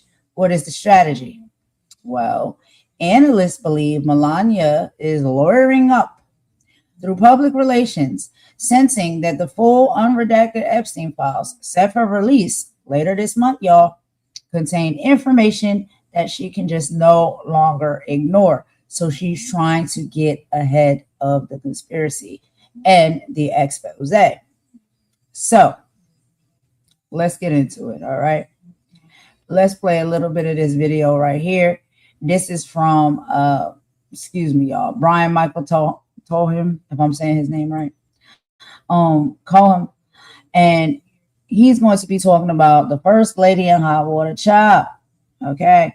And I don't know if anybody went out to go watch her documentary or, you know, that little Netflix joint she had, but it wasn't doing too good on Rotten Tomatoes. That's what I seen last. But Brian Tyler Cohen, right? Let's get into it. I'm going to meet y'all in the chat. Melania tries to position herself as an advocate for the Epstein survivors, but those survivors had some choice words in response.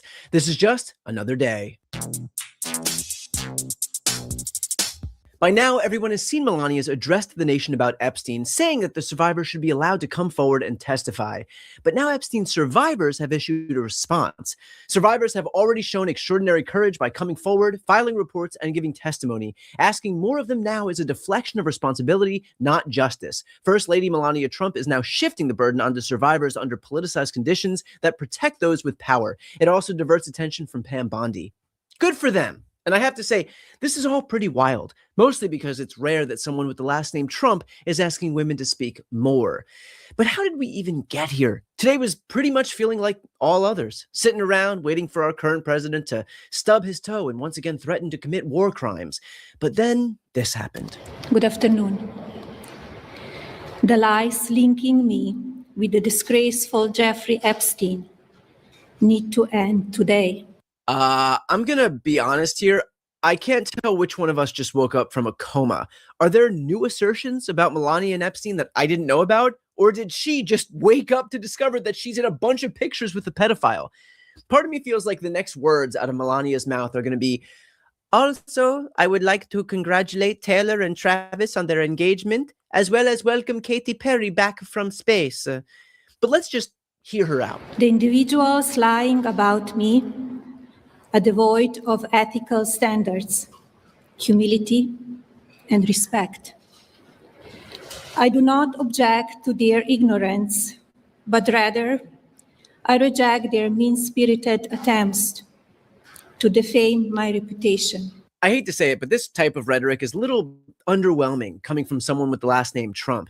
You want the lies to stop? don't defame my reputation? Where's that special Trump touch? How about if the low-life scumbags perpetrating these lies don't cut it out in the next 24 hours? A whole civilization will die tonight, never to be brought back again. I don't want that to happen, but it probably will. See, that is a Trump response. I'm starting to think that Melania doesn't even have what it takes to carry their last name. I am not Epstein's victim. Epstein did not introduce me to Donald Trump. I met my husband by chance at a New York City party in 1998. This initial encounter with my husband is documented in a detail in my book, Melania. Okay, scratch what I just said. Squeezing in a plug for your book during an address to the nation purporting to be in defense of victims? Oh, she has got the goods. I'm surprised she didn't whip out her own "didn't know him" merch and list it for sale on her website. But the First Lady also wanted the world to know that she's not just going to war with any false accusations, she's taking on those fake images as well. Numerous fake images and statements about Epstein and me have been circulating on social media for years now. Be cautious about what you believe. These images and stories are completely false. Good for her for taking a stand. You know, if a bunch of trolls out there are going to circulate images online of Melania and Epstein and Ghislaine Maxwell, then they better damn well use the real ones, like this one, and this one, and this one. I'll be honest, I don't even know what fake images she's talking about. Did she go online and see one picture of her and Epstein at a Coldplay concert and assume everyone else thought it was real? I continue to be dumbfounded as to why this address is even happening now. Yes, Melania has appeared in photos with Epstein and Maxwell, and she had one email exchange with Maxwell herself, which she addressed today. To be clear, I never had a relationship with Epstein or his accomplice, Maxwell. My email reply to Maxwell cannot be categorized as anything more than casual correspondence. I would actually agree. This is the email that Melania sent Ghislaine Maxwell. Dear G, how are you? Nice story about J.E., meaning Jeffrey Epstein, in New York Magazine. You look great on the picture. I know you are very busy flying all over the world. How is Palm Beach? I cannot wait to go down. Give me a call when you're back in New York. Have a great time. Love, Melania.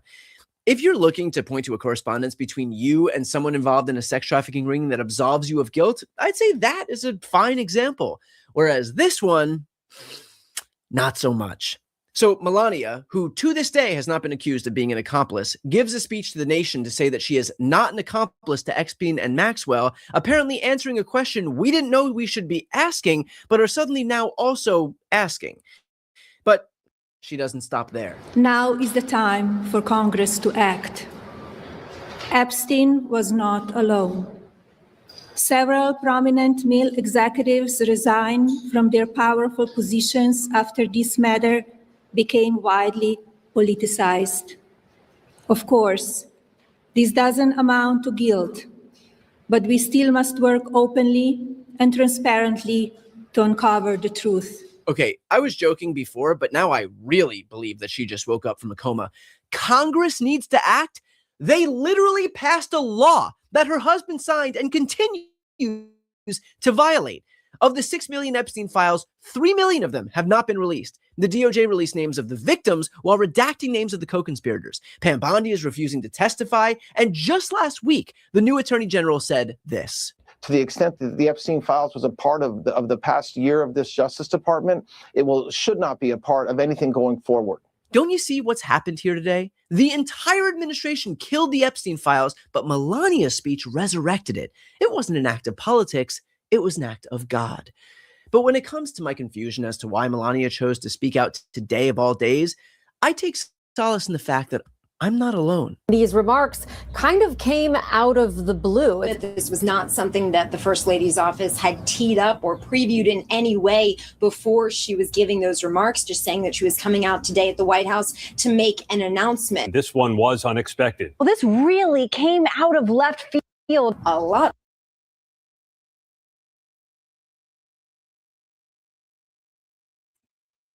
Well. Oh, my. In the famous words of Cat Williams, I don't know why liars lie. Child, I cannot. I really cannot.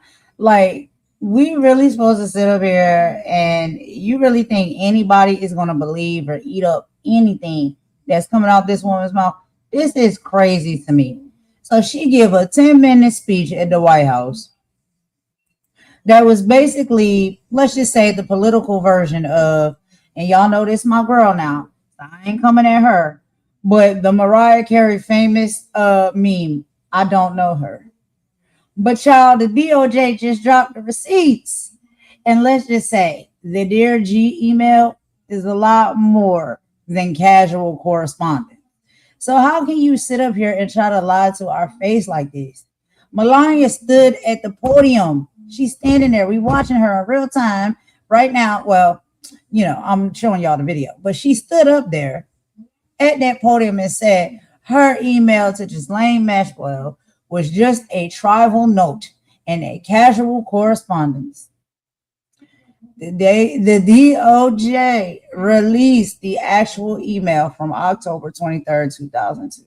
It starts with Dear G with an exclamation point because they are besties. It ends with Love Melania. Most of us don't sign Love Melania or love anybody to people we occasionally overlap with at parties. Unless you're signing to a Christmas card or something for your mailman, right? Love usually implies you actually know the person. She out here acting like Ghislaine was just a lady she saw at the grocery store once. And I'm not buying it. I hope y'all not buying it. I think nobody is buying it. So, in the same email, Melania tells Ghislaine, or Ghislaine, however you're saying that, nice story about J.E. and NY Mag. You look great on the picture. She calls him J.E., not Mr. Epstein. Not that disgraced financer, but J.E. That's a nickname, right? It sounds like a nickname to me. Like a nickname of like a high school boyfriend or something like that, or somebody that you may know in passing, or you maybe, you know, got a little fresh with. And then she's also complimenting the photo. So we talking about Melania, the first lady of fashion, was literally Ghislaine's hype woman in 2002. And now all of the receipts is being dug up and coming out. The White House says that they were aware that she was speaking. However, her husband, that she's married to, Donald Trump, told reporters he didn't have no idea that she was going to talk about Epstein, child.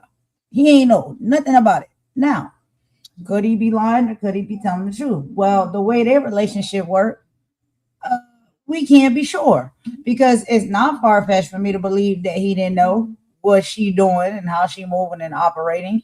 She seems the type to just do whatever it is she sees fit to do. It doesn't seem like they talk about anything or are ever on the same page. They're never even really around each other.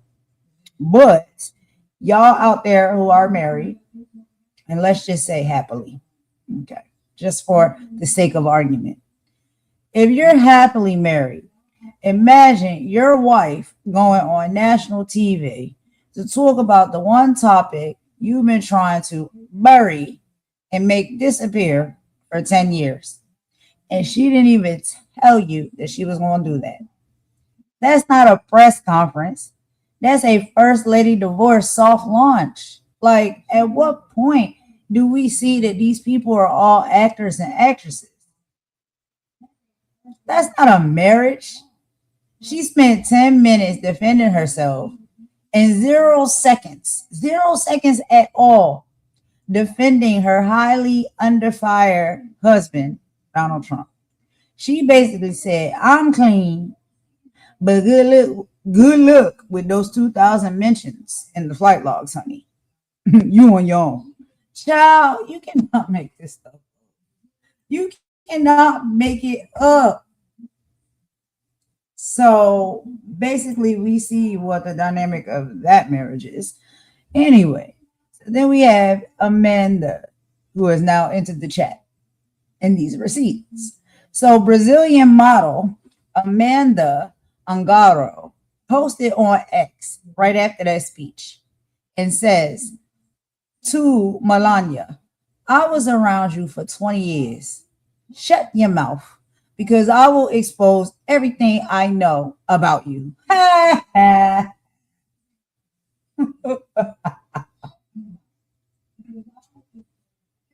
This is what I be trying to tell people, yo.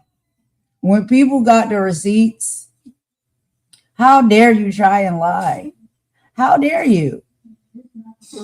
Lord, is it me, or is it seem like everything that be really happening, like even in the government political sector? You know, we got Trump is supposed to be the president, she's supposed to be the first lady. Oh, how shameful of these people to be a representation of our country. But hey, look where we at. This is what we got, right? How dare you lie when you know people got the receipts? Cat Williams said, I don't know why liars lie. He don't know, and I don't know either. Especially when you know you lying and there's people out there with the receipts. So, you know you messed up the PR when the Brazilian models start coming out of the woodworks with I have receipts energy. Melania tried to close the book, but all she did was give Amanda the opening line for a tell-all memoir. So, child, don't let these people get out here and start writing books and stuff. This is crazy work. So, y'all let me know what y'all think about this. Like, we got to keep going. We're moving right along. But I'm just saying, like, these people cannot actually be serious. You sitting up here trying to lie to people's face like this. Well, the receipts be receipting. That's all I can say. Anyway, moving on. Let's continue with the rest of this video, y'all. I'm going to meet y'all in the chat. More questions for the First Lady, for the White House. Why today? Why is she speaking about this now? Do we know where these lies or smears she's talking about comes from? This came out of left field for us here covering the White House. Even Fox News had no fucking clue what was going on, and their entire network resides inside the president's colon. You don't get closer to Donald Trump's thinking than being inside the guy, and even they can't give you an answer. You know, some might say that the truth behind why Melania decided to speak today would make a great documentary, just in case Jeff Bezos has another cool 75 million lying around.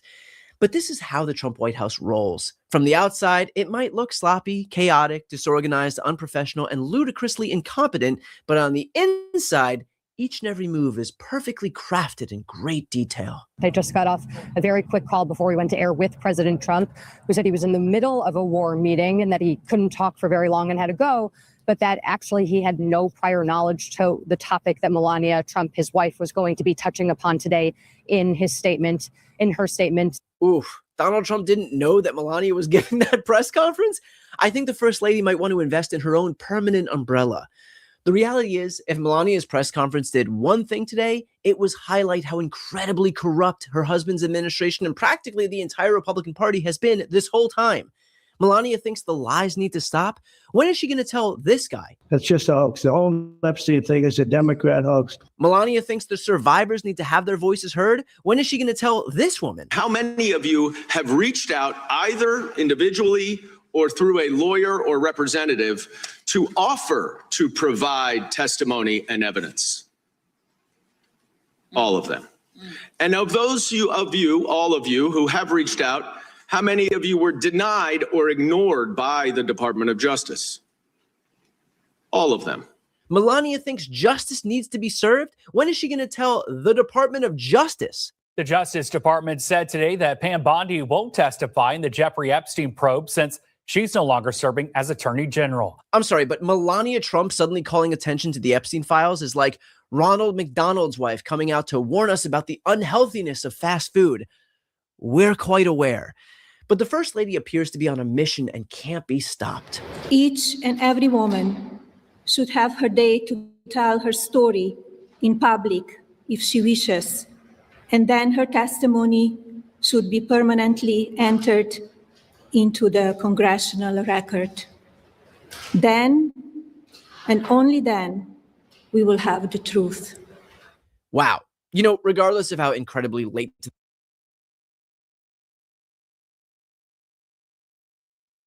All right, y'all. So we have a little bit of Brian's commentary. And I want to also go ahead and let y'all hear a little bit of the commentary from a few other people as well. Some of my favorites as well. Okay. So we're going to be getting into that.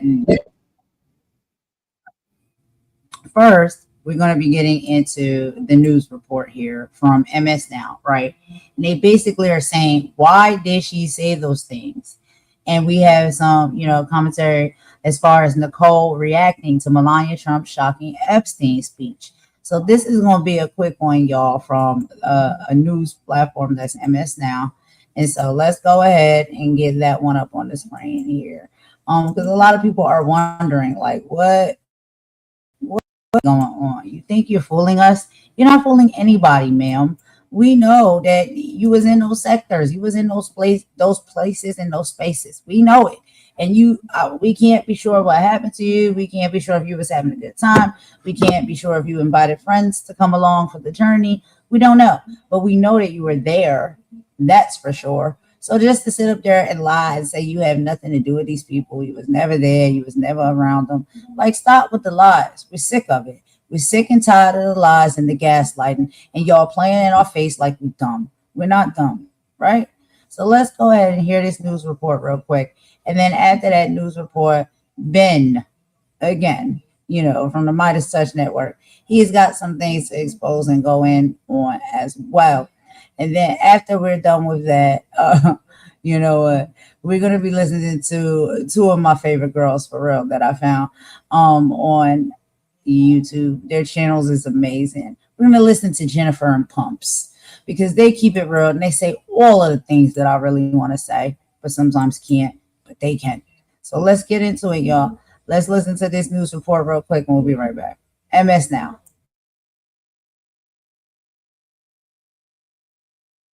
New York. It has been more than 40 days since we've led this broadcast with news about Donald Trump's ties to Jeffrey Epstein, or for that matter, the Trump administration's refusal to release the Epstein files with any alacrity or consideration for the victims of sexual abuse and child sex trafficking. Melania Trump changed that today, seemingly on purpose. She summoned the White House press pool, and at 2:30 p.m. today, she said this. The lies linking me with the disgraceful Jeffrey Epstein need to end today. The individuals lying about me are devoid of ethical standards, humility, and respect. I do not object to their ignorance, but rather I reject their mean-spirited attempts to defame my reputation. I never been friends with Epstein. Donald and I were invited to the same parties as Epstein from time to time, since overlapping in social circles. All right, y'all. So let's just use our intellect. If Donald is recorded in the Epstein files being at Epstein Island 1,000 times plus, and she said that she accompanied Donald a few times, she said, to Epstein Island with Donald. And a lot of the times where Donald is documented in these said Epstein files, it wasn't a good look as far as what was going down up over there. Didn't she just admit that she accompanied him when he went a lot of the times? And out of these 1,000 plus times, we don't know how many. But all we know is that you were there with him when he went on some of those occasions, right? So how do you say that in one breath without giving yourself away? You just admit that you was there because you said you accompanied Donald. Well, Donald has been shown there, and in files, he's been there 1,000 plus times. Ma'am, do you think we slow or we stupid? Which one is it? Do these people think we slow or we stupid, B-Love? Which one is it? Which one is it? Let me run that back real quick. Let me just run that back real quick. Hold on. Here we go. I never been friends with Epstein.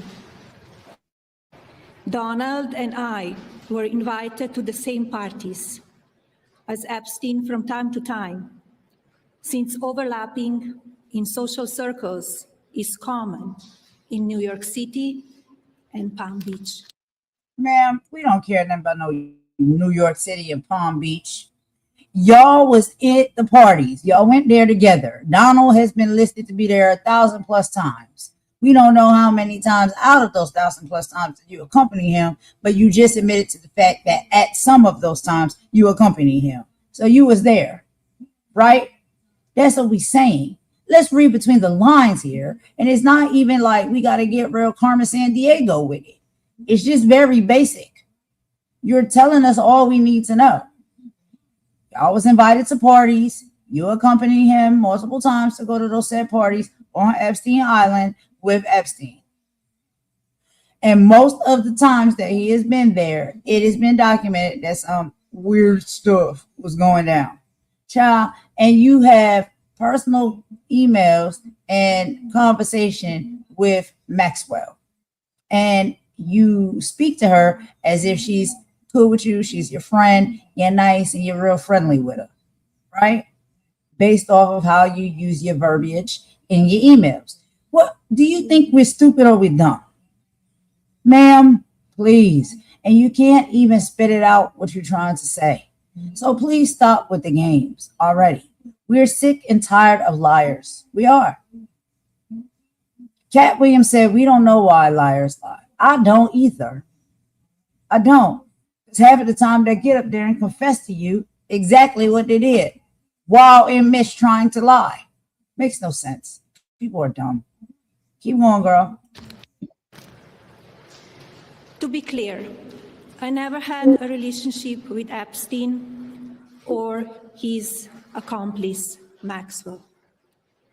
My email reply to Maxwell cannot be categorized as anything more than casual correspondence.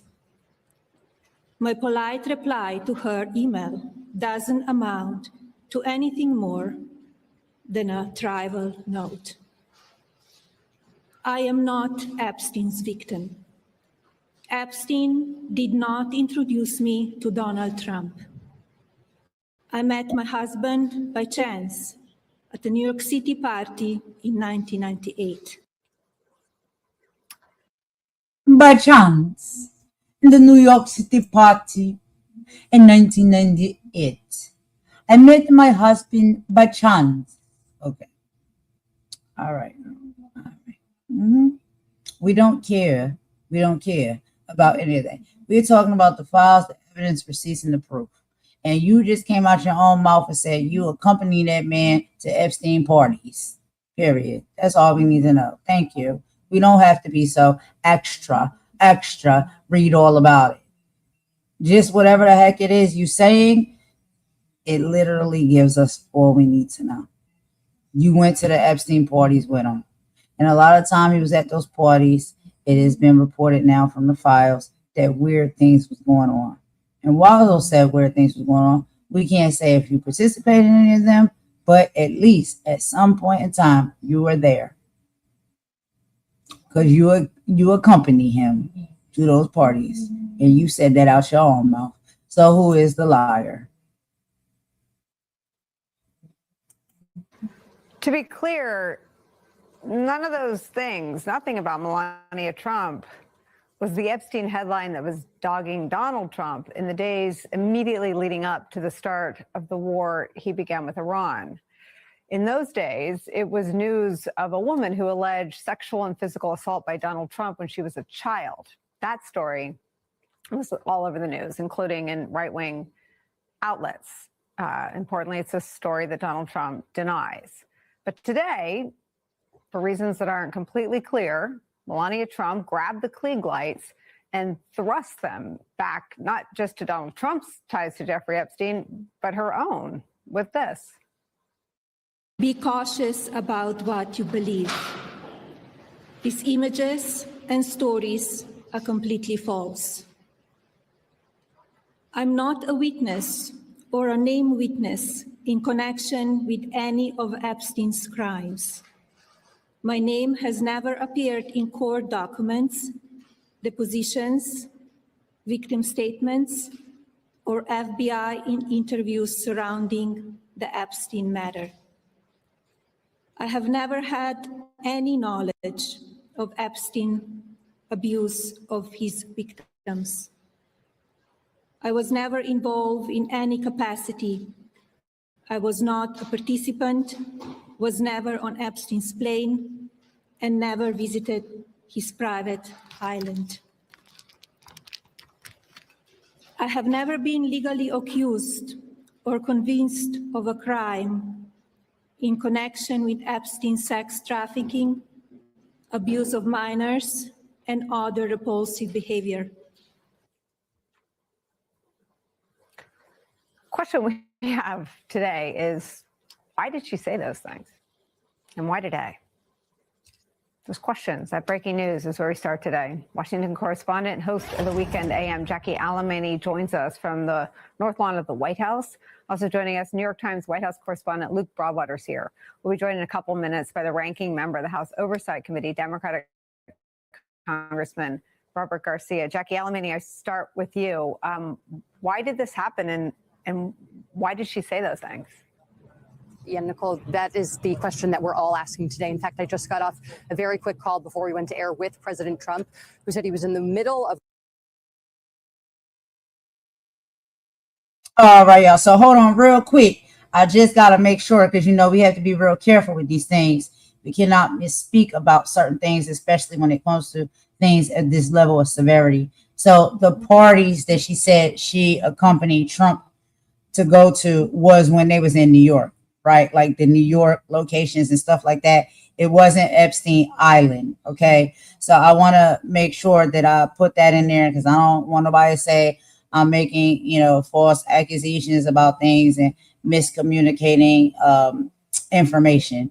She accompanied Trump to parties of Epstein's, or that Epstein was at, but it was in the New York areas and locations, not on Epstein Island. Okay. So I just wanted to correct that. When I'm wrong, I will correct myself. I listened back to that, and I wanted to correct that, because I don't want to give out false information. But they was around that man. And I don't know what he was doing in the New York locations and stuff like that. But she was accompanying Trump to parties at Epstein's events, but it was in the New York locations, not on the Epstein Island. Okay. So yes, I just wanted to correct that real quick, y'all. Let's keep going. Sorry. A war meeting, and that he couldn't talk for very long and had to go, but that actually he had no prior knowledge to the topic that Melania Trump, his wife, was going to be touching upon today in his statement.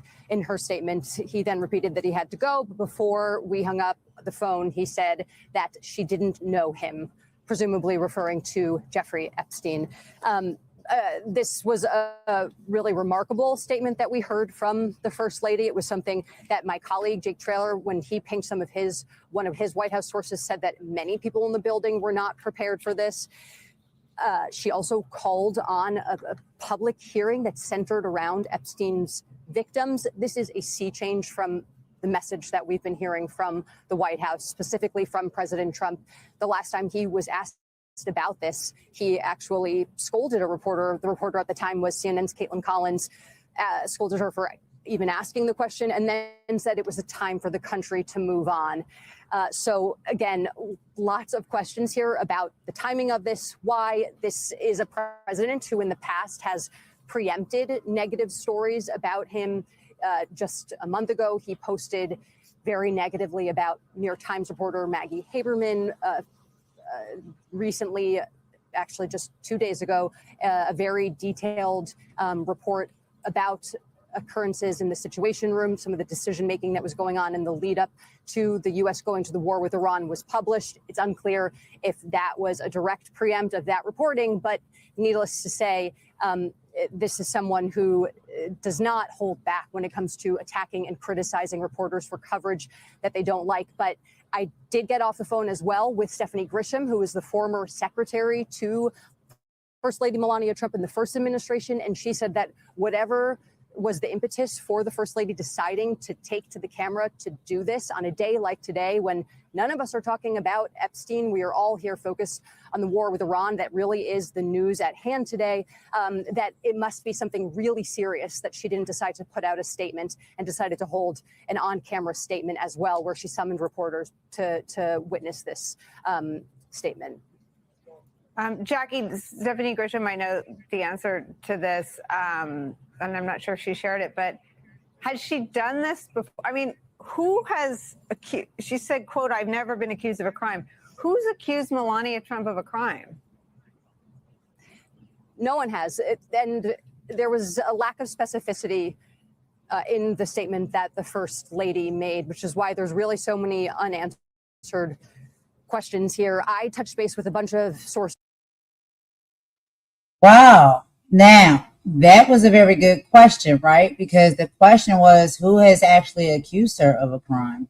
And so when you see somebody getting ahead of something or speaking out or trying to like sweep things or clean things up, even when they have not even been, accused of anything, that almost is an indication that, well, why would you feel the need to do that if nobody has ever said that you did anything wrong, like, or accused you of anything? Why do you feel the need to defend yourself or, say things that don't criminalize you if you haven't been criminalized? Nobody said you did anything. Nobody mentioned you or brought up your name in that type of way. And so that was interesting that she made that statement, because that is true. Like, that saying that we say, hit dogs will holler, or, if you have a guilty conscience, sometimes you're just shaking in your boots and then you just start to, you just go off and just start saying things, right? So if you have a guilty conscience, then maybe that can, deduce as to why it is you decided that you wanted to come out and defend yourself. You have a guilty conscience towards something that maybe or you're fearful that you may get exposed for down the line. But as of yet, nobody has exposed you or accused you of anything. So why do you feel the need to get in front of this and make a statement about yourself to, present yourself as being non-guilty or someone who didn't participate or don't know nothing and wasn't cool with these people and all of the things? What do you know that is coming down the line, right? That now you need to make this statement about that hasn't been said about you yet. It also gives me the indication that maybe you're getting information or tips or whatnot that maybe, or your PR people or whoever is telling you that, this is the best thing for you to do. Like, get in front of this story because this may come out, that may come out, this may be said, this may be exposed. Oh, we see your name here, we see your name there. The files have been, reviewed, so on and so forth, and it may not look good for you. So you might want to make a statement. It's giving that, right? Because nothing has technically been said about you yet, about anything that you did or where you was or anything when it comes to the correlation with Epstein, right? But you got to get ahead of the story. So what is the story that you're getting ahead of, right?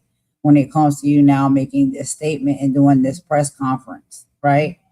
You see what I'm saying there? Y'all see how that works? How people try to get in front of things because they know or they've been tipped off that there is something that they could actually be held accountable for. And so they got to get in front of it. You know what I'm saying? So sometimes that's a very good indication that something actually may be there. The there there, right? Something may be there. There may be some there, right? But as of lately, so far yet, nothing has been said, you know, when it comes to you. Now, we know you Trump's wife, so to speak, right? And we know he been all up and through everywhere, not in just the New York location where y'all used to kick it with Epstein, but also on the island. Now, if you wasn't on the island, okay, you're not saying you were on the island, but what was really going down at the New York location that you got to get in front of that story as well? Was y'all also equally doing things at the New York island? Is that what you're trying to save yourself from and get in front of? That's where my mind goes. You know what I'm saying? Like, that's how my mind works. Because I'm like, all right, so we know the Epstein Island was nasty work. We know the people, not maybe all of the times, but some of the times they were there, were getting into weird and nasty work type of things on the island. Now we're talking about the New York residency, right? The New York location. And you're trying to get in front of a story when it comes to you only being present with Trump going to the parties in the New York location. So what was going down in a New York location that you feel as though you got to get ahead of the story of? Mm-hmm. Y'all see what I'm saying? All right. Let's put our thinking caps on, y'all. Let's put our thinking caps on. Is on the House Judiciary and Oversight Committee to see if maybe there were some new documents that the Justice Department had released to Congress with regards to the Epstein files, because we are still waiting on missing FBI transcripts from some of the victims who had told reporters and others that in the past they had provided more detailed allegations that were not released by the Justice Department. They said that they haven't heard from them since there was a briefing held with the DOJ some time ago. So it's extremely unclear what she is talking about. There have been some unsubstantiated reports about the First Lady's relationship with Jeffrey Epstein, but again, none of those things are really anything that that are recent or have been substantiated. Luke Broadwater, she said, Melania Trump saying, quote, "I never had a relationship with Jeffrey Epstein. I'm not Epstein's victim. Images and stories are false." Do you know what images and stories she's talking about? I don't, and everyone I've talked to today about this doesn't know either. You know, if you go online, you can find any number of false rumors and crazy theories about someone. And there's speculation that she was looking online, saw some things that she didn't like about herself, and decided to call this press conference. But no one really knows what prompted this exactly. I will say politically, it is in some ways undercutting the message that her husband has been putting out there, which is that the country should move on from this matter. There's nothing to see here. Stop looking into it. And here she is coming out, having a major press conference, which has garnered lots of attention, and is calling for victims to testify and for there to be hearings.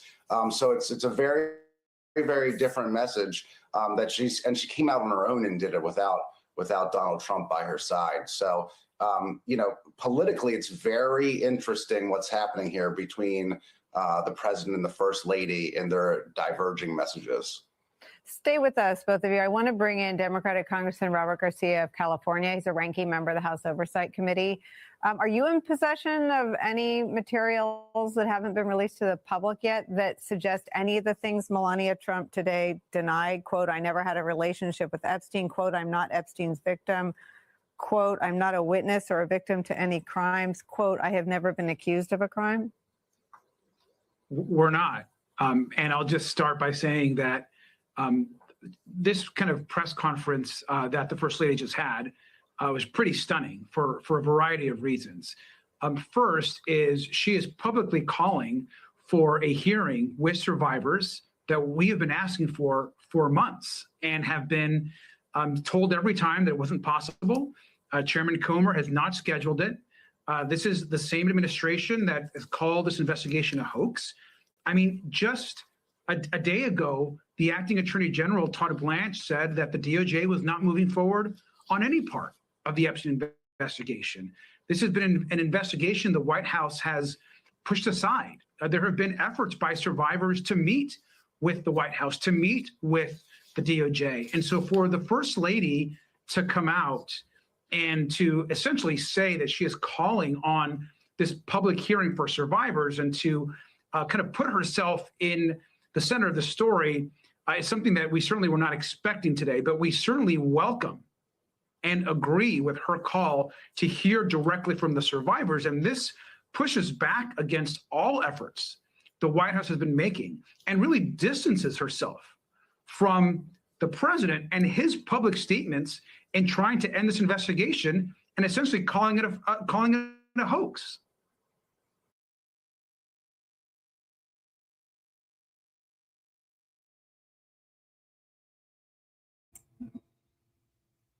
All right, y'all. My. Right. So we have all of this, right? And, I want to just reiterate the correction that I needed to make. Because with what Melania was saying, as far as her attending parties or whatnot with Trump, at an Epstein party, they were at the location in New York, not at Epstein Island. And so I wanted to make sure that I reiterate that I fix that and correct that misspeaking when it comes to that. I don't want to misspeak on any of these facts and, the truth of the evidence of what's happening, right? So I wanted to change that. But, we talking about, all right, why is she lying? And why is it funny to me, okay? So Melania's whole vibe was Epstein, yeah, never met him. Maxwell, barely knew her. She's pretending that being in a dozen photos with them was just a glitch in the matrix. But you don't sign an email, love Melania, to someone you barely know. That's not a casual correspondence, right? That's see you at brunch energy. She's lying to our faces and pretending that we don't have the internet and that the files aren't out and this is not being exposed and we don't see it for what it really is, right? So then we also have the Dear G receipt. The DOJ dropped the emails. The receipts is present. They're out here for all of us to see. They're all the way back from 2002. She is calling Ghislaine Maxwell Dear G with an exclamation point. You only use an exclamation point if you're excited. She told G she cannot wait to see her in Palm Beach. Like, yo, girl, I'm going to see you in Palm Beach. I can't wait. I'm so excited. Come on. Melania is out here pretending she's confused. But in 2002, she was Ghislaine's biggest fan. She even complimented a news story about Epstein. You don't compliment a monster unless you may be part of the club, right? That's your friend group. That is your friend group. Those are your peoples. Those are your homies. You give those type of compliments and that type of energy to people that you shake with and you rock with. You know what I'm saying? You don't say stuff like that to people that's not your friend, don't know them, barely know them. Like, come on. Stop with the cap. She pretending that it's a surprise presser and that Donald had no idea. Come on. Do y'all believe that? Now, I don't know, because the way their relationship and their marriage is, it could be possible that she planned all of this stuff on her own and she did it without his awareness, right? Because it seems like they don't do a lot in correlation with one another. They're not on the same page. They're not in a traditional marriage, right? Where husband and wife talk about what the heck is going on in their life and their day-to-day. They don't give that. So when it comes to that, that part is not hard for me to believe that maybe she did do this without his knowledge, right? But some people would question like, nah, like that's her husband. He's the president. She the first lady. She got to run these things through him and by him to do them, right? I don't know. I do not know. But she's probably the most controlled first lady in history. Just wandered into the briefing room to talk about sex traffickers without a plan before she did it, right? Like knowing his personality, knowing how, he has to be on top of everything because he spins stories and narratives and lies and has to hold up, this imagery that is totally false. But his ego makes him feel as though he can never look bad or come out looking bad. Do you think that's something that he will allow to slip through the cracks? And that's his wife. And basically, I don't know, child. But what I believe, and I don't know, like I said, this is just my alleged belief. Like, bro, you're with him for the money. You're with him for the lifestyle. Okay. So yeah, I really think that it's the type of marriage where, you know, he runs you, you do what he says, you know what I'm saying? You bow down, and then you use the credit card and you go buy your shoes and get your hair done and buy all the things that you want with the money that he has. You don't really like him, you don't love him, you don't sleep in the same bedroom, you're not attracted to him, but you'll take the money, right? Like, it really feels like you're there for the money. But outside of that, this is a man that is very much controlling of image and all of the things. Right now, he's losing his faculties now, and we understand that. But I believe he has people and workers and stuff in place to keep all this stuff in a fine-tuned line, especially considering all the things he's up against right now. So I just think it's very hard for me to believe that, like, you just slithered through the cracks and you was able to, you know, slide off somewhere and do an interview or a press conference talking about the Epstein files. Like, that's the hugest hit. That's the hugest hit in his life and for his reputation and his nasty work that he's done, that he's battling against and fighting against right now. And you just mean to tell us that you slithered through the cracks and just set up your own press conference to make your own personal statement and don't even include him in it, knowing that he's someone who's like, everybody got to talk about him, everything got to be about him, and he's very, very, very prone on controlling his social media and his like reputation when it comes to being on social media platforms and when it comes to news stations and press. We know that he's heavily controlling over that, and he doesn't like to be seen in a bad light when it comes to that.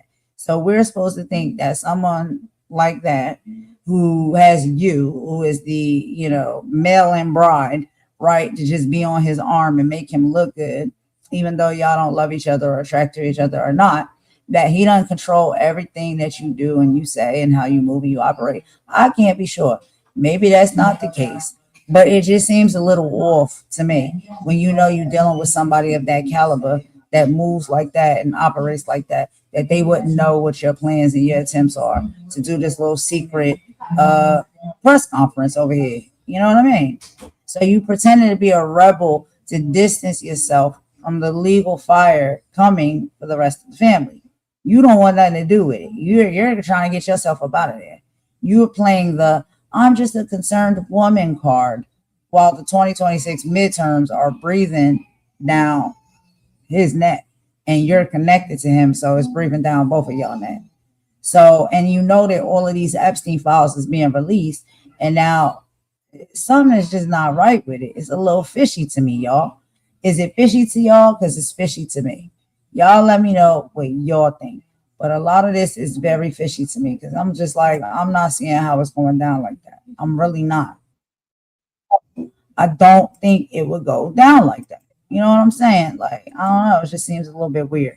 You pretending you're a victim of smears, but let's get this part because this is the most important part. There is a Brazilian model who actually worked with you.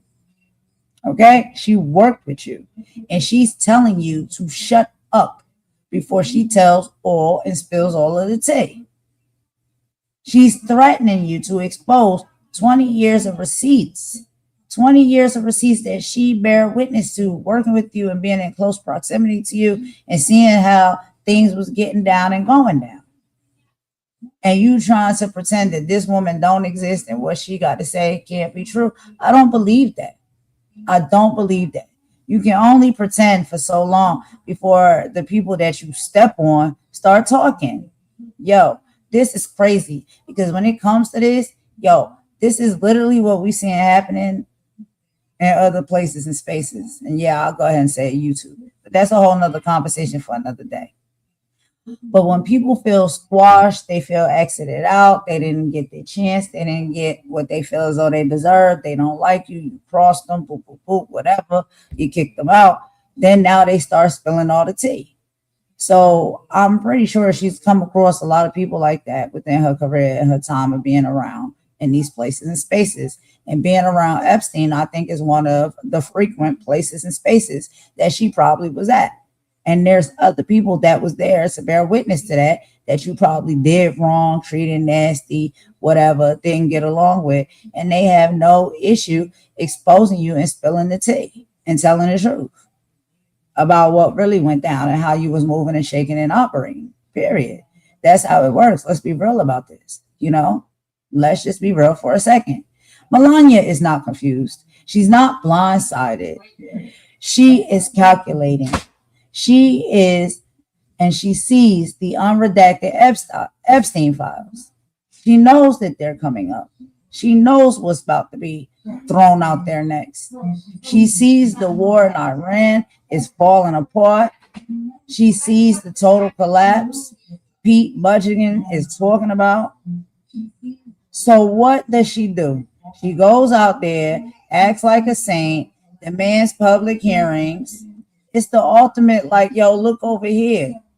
So you're not paying attention to what's going on over there. It's a clear move. She's pretending to be the hero of the survivors so that when the files come out and show her name in them, she can say, see, I wanted the truth out all along. It's a lie. If you wanted the truth out all along, you would have been exposed to truth back then when you seen the stuff happening that wasn't right. It was happening. You would have used your mouth then. And I don't care. Maybe at that time, no, you wasn't the first lady. But trust me, it's giving to me, people probably would have listened to you in some shape or form. Because, you know, y'all got that privilege. So if you really cared about really what was going on and how wrong it was, you would have been said something. You wouldn't have waited till now the Epstein files have been exposed. You would have been said something way, way, way long ago when it was going down, or even when you first became the first lady and now have the ability to speak and say something that matters. That maybe that would have been first on your list, right? But you can't do that, right? Because you married to the main one that was over there tricking off too. So you gotta keep quiet. But now that you saying he about to fail, his money not gonna buy him out of this one. He can't manipulate the people no more like he used to buy him out of his crimes and the things that he do. And it's all about to come crashing down. Now you're jumping ship and you need to save yourself. Because clearly you don't care about y'all as a couple in a marriage, because you're not trying to save the both of you. You're not trying to get him off the hook as well. You're only trying to get yourself off the hook and make it look like you wasn't in the wrong places with the wrong people at the wrong time doing the wrong things. You only care about yourself. You don't care about him at all. And I'm not saying you should care about him, because Lord child knows I don't care about him. But I'm saying if y'all supposed to be in a marriage, wouldn't you be looking out for your husband too? Wouldn't he be part of it? The cleanup crew? No, you only doing the cleanup crew for yourself. That's come on now. We know what that is. We see that for what that truly is. Let's not pretend we don't know. We're not stupid over here. We're not. But anyway, y'all, we got to move along. Child, this live is going a little bit long. So let's get into this next video. Ben got a few things to say about Melania too. After Ben is done talking about Melania, we got a few other things we're going to get into. That's going to be real short. I don't know if I can play all of this. I'm probably going to just play half of it so I can wrap this up a little bit. But yeah, so Melania holds a shocking presser on Epstein. Ben has his commentary on it. Y'all know I love how Ben takes on things. So we're going to listen to a little bit of Ben's words. And I'll meet y'all in the chat if you want to meet me. And then we'll be moving on. The next thing we'll be getting into, and my favorite people that I'll be listening to, is Jennifer and Pumps over on IHIP News. And we have some bombshell allegations that further expose MAGA freak Mike Johnson. We'll be talking about that. And then we also will have Jennifer and Pumps also talking about Pete Hegseth, who finally snaps as Trump White House heads toward total collapse. So, child, they all are going out of their mind because it's all falling down and we see it for what it is. So we'll be getting into those two things in just a bit. But this is our final statements from Ben right here. He's got some things to say about Melania. Let's listen to about Melania. Melania, you never seen anything like it. She's so beautiful. Melania, you know.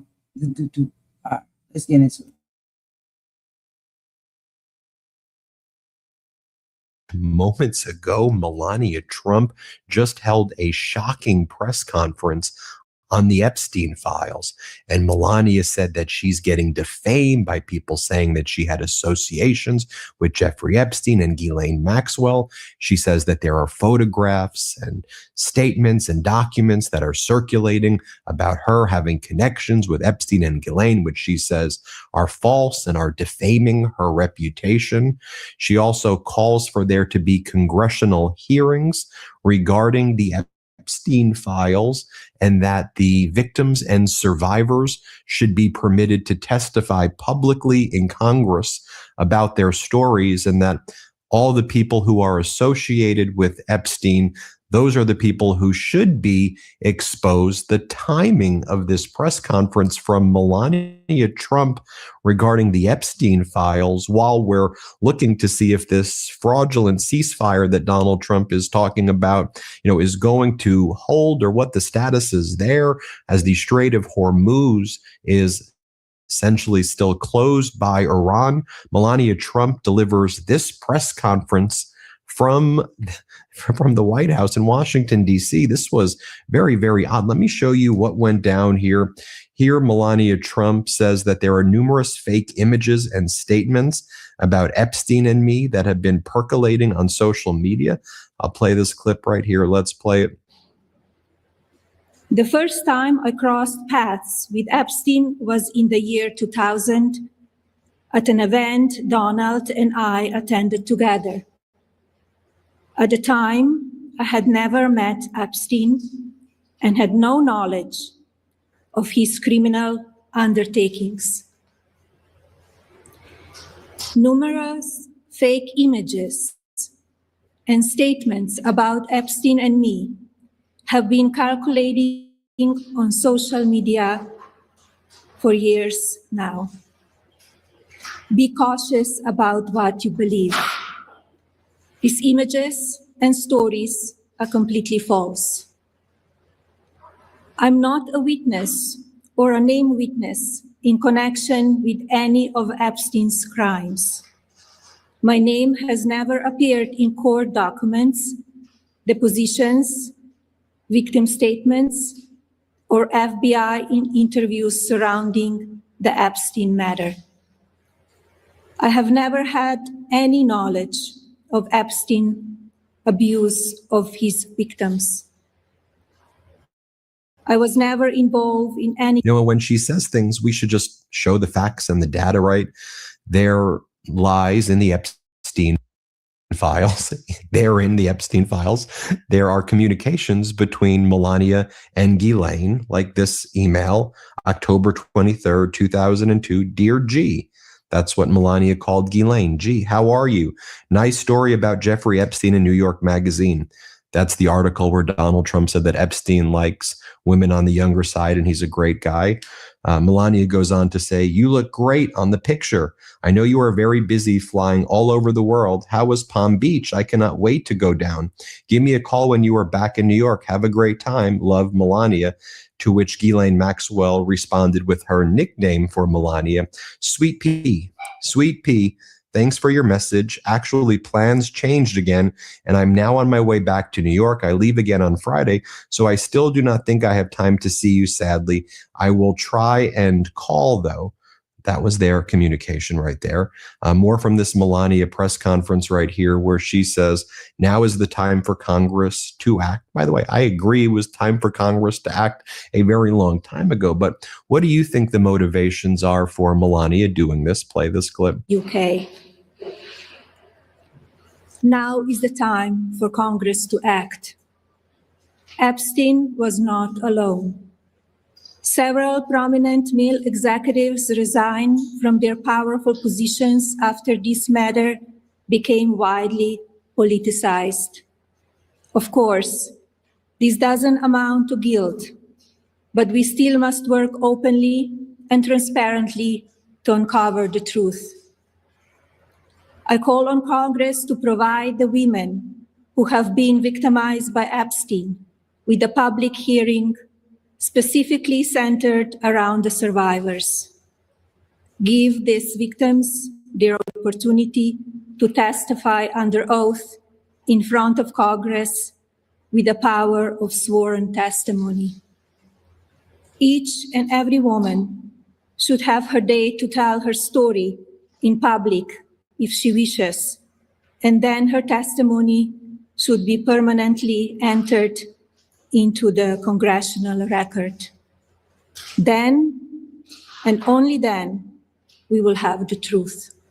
Thank you.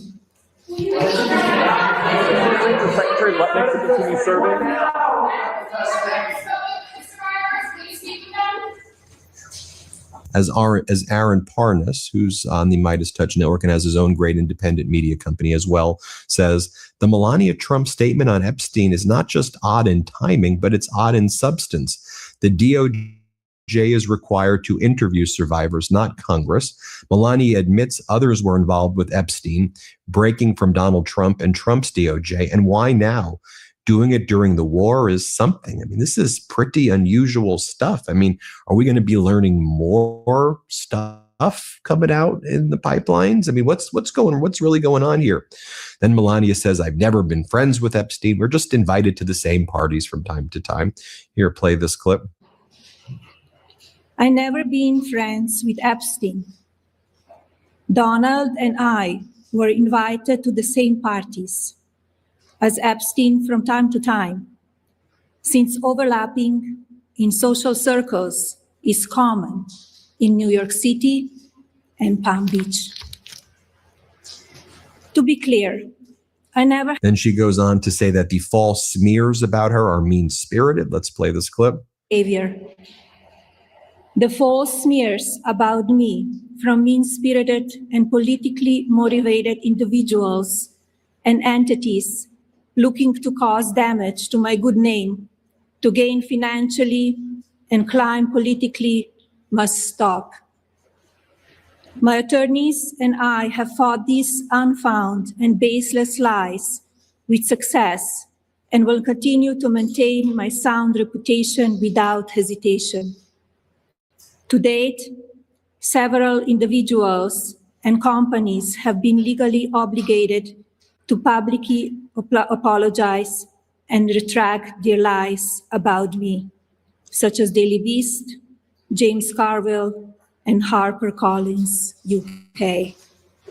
And then she said that the lies about her and Epstein, as she says, those need to end immediately. Here, play this clip. The lies linking me with the disgraceful Jeffrey Epstein need to end today. The individuals lying about me are devoid of ethical standards, humility, and respect. I do not object to their ignorance, but rather I reject their mean-spirited attempts to defame my reputation. I never been friends with Epstein. Donald and I were invited to the same parties as Epstein from time to time, since overlapping in social circles is common in New York City and Palm Beach. To be clear, I never had a relationship with Epstein or his accomplice, Maxwell. My email reply to Maxwell cannot be categorized as anything more than casual correspondence. My polite reply to her email doesn't amount to anything more than a trivial note. I am not Epstein's victim. Epstein did not introduce me to Donald Trump.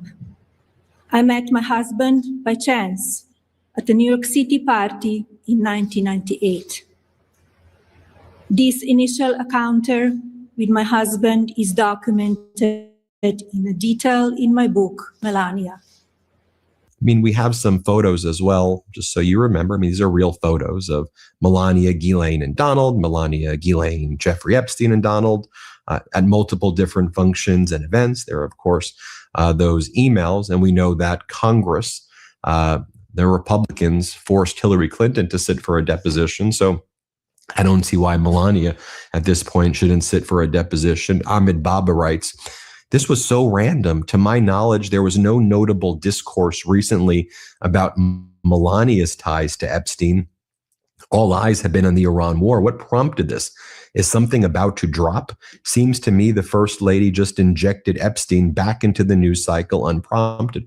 One other thing I'll point out about this bizarre Melania press conference, she said all of that stuff, and then a reporter tried to ask her a question. So based on what you're saying, don't you think that Howard Lutnick and others who are in the Trump regime, don't you think they should resign? Like, what do you think about Lutnick?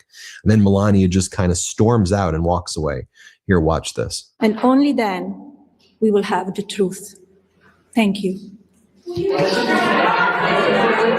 Lutnick to continue serving.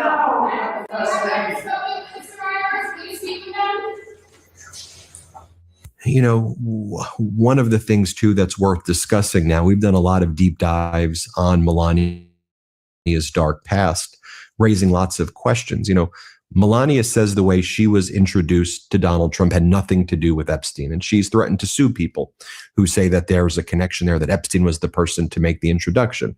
What she says, it was a guy by the name of Paolo Zampoli, who ran his own modeling agency at the time with Eastern European girls and women. And Pablo Zampoli would bring these European girls and women over to the United States to model. And then he would host parties at the Kit Kat Club where they would be introduced to rich Manhattan businessmen. And Melania met Donald Trump at one of these Kit Kat Club parties hosted by Paolo Zampoli. Zampoli since has become an ambassador for the United States. He holds kind of top level social government positions, and he's still very close to Donald Trump, and we see him all around. Recently, Paolo Zampoli, who made that introduction, said that it was a good thing to be included on the Epstein file on the list. This is what Zampoli says. He goes, "At least I was included, because if you're not on the list, you're a loser," right? And Zampoli, of course, very close to Melania. He brought Melania here into the United States, and she writes about that in her biography. And that's and New York Times has reported on it. That's a very well-known story. You know, what's interesting as well is you take a look at what Melania said, and let me just show you what Donald Trump has previously said about the Epstein files. Here's Donald Trump saying the Epstein files is a hoax. Play this clip. No, it's I call it the Epstein hoax. It takes a lot of time and effort. Instead of talking about the great achievements, we've had a great gentleman yesterday, as you know, went on CNBC, and he made the statement that Trump may go down as the greatest president of all in the United States. And instead of talking about the things we've achieved, we've had tremendous achievement. They're wasting their time with a guy who obviously had some very serious problems, who died 3-4 years ago. I'd rather talk about the success we have with the economy, the best we've ever had, and all of the things we've done, including the Middle East. I mean, you see it. Instead, they want to talk about the Epstein hoax. And the sad part is it's people that are really doing the Democrats' work. They're stupid people. Yeah, go ahead. Here he says it's just like Russia, a hoax. Again, play this clip. 50,000 pages, and it's just a Russia hoax as it pertains to the Republicans now. And then Donald Trump's social media post, like this one from July 16th. Their new scam is what will forever be called the Jeffrey Epstein hoax. And my past supporters who have bought into this bullshit, hook, line, and sinker, they haven't learned their lesson and probably never will. He says it's bullshit, it's the hoax, and it's not real. And you heard what Melania said. So all very fascinating for this to come out now. Let me know what you think. Hit subscribe. Let's get to 7 million subscribers. Thanks so much for watching. Want to stay plugged in? Become a subscriber to our Substack at MidasPlus.com. You'll get daily recaps from Ron Filipkowski, ad-free episodes of our podcast, and Well, there it is. We have that, over there from none other than the Midas Touch Network. article broke it down so well, right? And it's calling out the same things that we're calling out. Child, these dogs gonna be quiet, I'm telling you. But anyway, so yeah, it's just like, what do y'all think? Can we give a little bit of fairness when it comes to Melania? I think we can, to a certain extent, because sometimes you're around or you're a plus one or something like that, it doesn't always necessarily mean that you really know what's going on, you're participating in it, or any of the things, right? Now, I'm not letting nobody off the hook here. I'm just saying I'm willing to pay the fair approach, right? So we got to look at Melania Trump's presser with a level head when it comes to this type of stuff. It's easy to jump on the receipt. Remember that, in this country, what they say and what I think is need to be changed is that you are innocent to your proven guilty. But we can break down the 2 days that we look at her, shocking announcement and that speech. Is she part of the inner circle, or was she just a woman who got caught in a social whirlwind she had nothing to do with? We got to look at both sides, because I understand that can happen. Sometimes you can get caught up in the middle of things and you don't know what really is going on. You're just there and you're present, and then your presence can allude to maybe you being guilty of something that you have no idea what's happening. That can be a thing. We can't be sure. But I mean, a lot of the questions, the pictures, the temperament and all of that is not alluding to that. But I'm just saying, to be fair, I can give y'all the opposite side, to be fair. So Melania supposedly is innocent bystander who was simply moving in the same society circles as everyone else in New York in the early 2000s, right? In 2002, Epstein and Maxwell were at every A-list party. Being in a photo or an address book, I guess, doesn't mean that you knew about the nasty work and the crimes that was taking place. Now, when we talk about the Dear G email, signing an email of Melania, I guess some people might say it was a standard, polite way for a model to, a model and a socialite to sign correspondence at the time. Maybe that doesn't prove that she had a deep friendship. If it proves she was polite or professional in a social setting, then maybe that's all it was, right? And we got to talk about the hearings demand. Why would she call for a public hearing and for survivors to testify if she has something to hide? An innocent person wants the truth out, so the cloud over their head finally gets to disappear. This is just the other side, y'all. I'm just giving y'all the other side of the talking points. I'm not telling y'all that I'm going with this side. I'm just giving it to you to be fair, right? Then we got to talk about the model life. Modeling agencies back in the 90s and the 2000s were very chaotic. She could have easily been at a dinner or a shoot or something without knowing the true nature of the people who were hosting it, right? That could be a thing.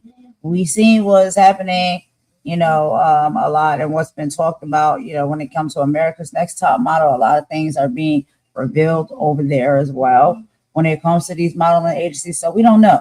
Some people know what is happening and what they're getting into, and some people don't. We can't be sure. I'm just saying this just to be fair and give two sides of maybe the coin, So the evidence is too specific.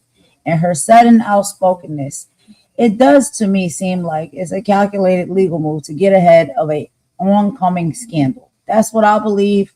That's what majority of the people are saying. That's how I kind of see it as well, Now, it wasn't just one photo. It's an email complimenting a news story about Epstein.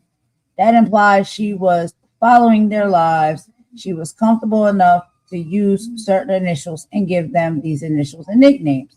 You must be close enough to somebody if you're just, addressing them by nickname or initial. Then we got to talk about the blindsided narrative. Critics have been arguing that if she were truly innocent and had nothing to hide, she would have coordinated this with Donald Trump. The fact that she went rogue suggests that she's trying to save her own reputation, even if it still damages his, because it seems like she really don't care about him that much. And I don't think he really cares about her that much. It doesn't give a traditional relationship or marriage. Then we got to talk about Amanda.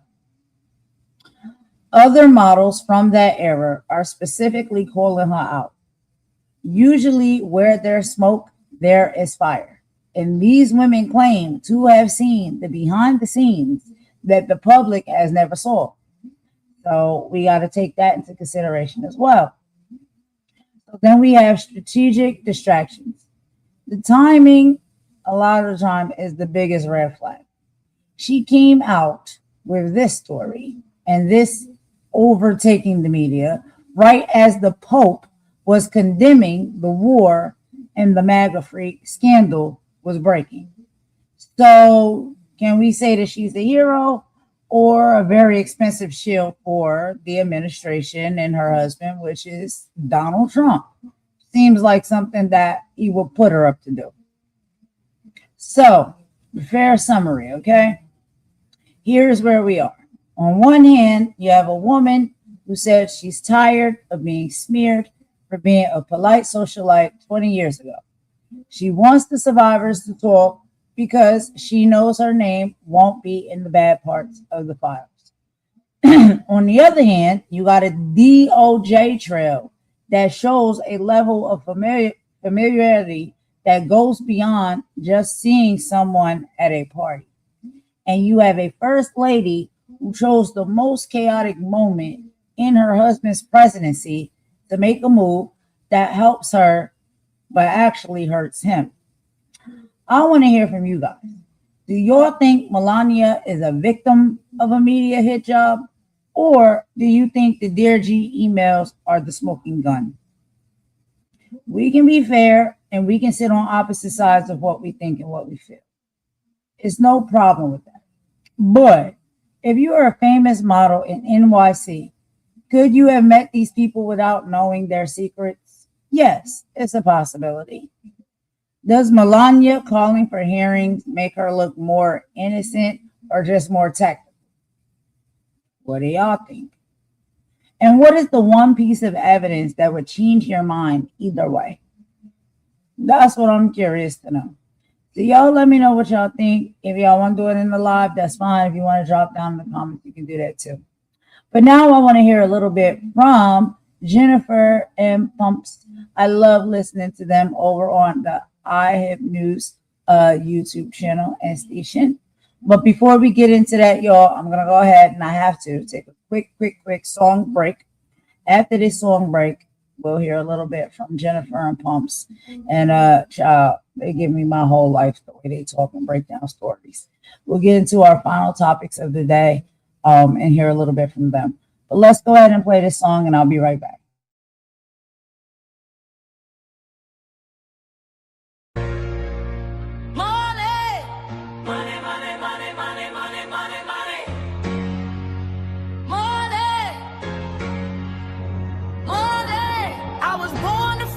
Yeah, I'm chasing the check, but the weight of the world is a chain on my neck. Money, money, money, money, money, money, money, money, money, money, money, money, money, money. Yeah, check the clock, check the pace, check the greed. Everybody sprinting just to get what they need. They don't care about the person, they don't care about the heart. Just a number on a ledger trying to tear the soul apart. Getting paid by the hour, yeah, they stacking up the stress. Why the people at the bottom try to clean up the mess? It's a cycle, it's a system, it's a cold-blooded race. They'll look you in the eye while they try to take your space. For love of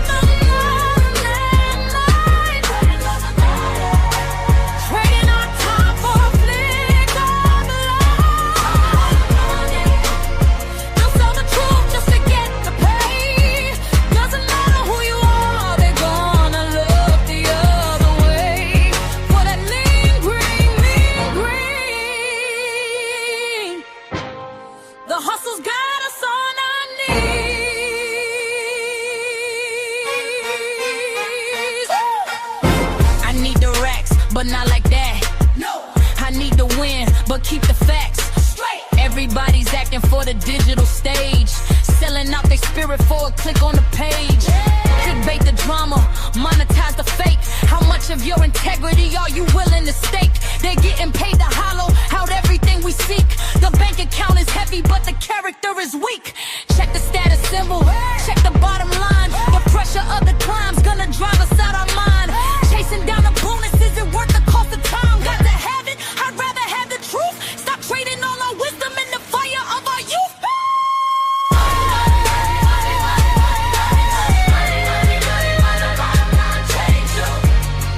Don't be a ghost for a paycheck. Stay real for the people. Money, money, money, money, money, money, money. Don't be a ghost for a paycheck. Stay real for the people. Money.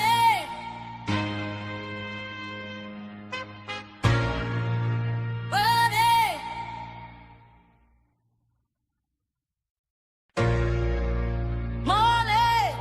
Money, money, money, money, money, money, money, money. Money,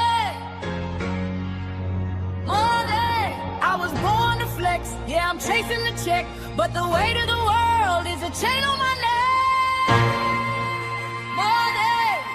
Money, money, money, money, money, money, money, money. Money, money, money, money, money, money, money.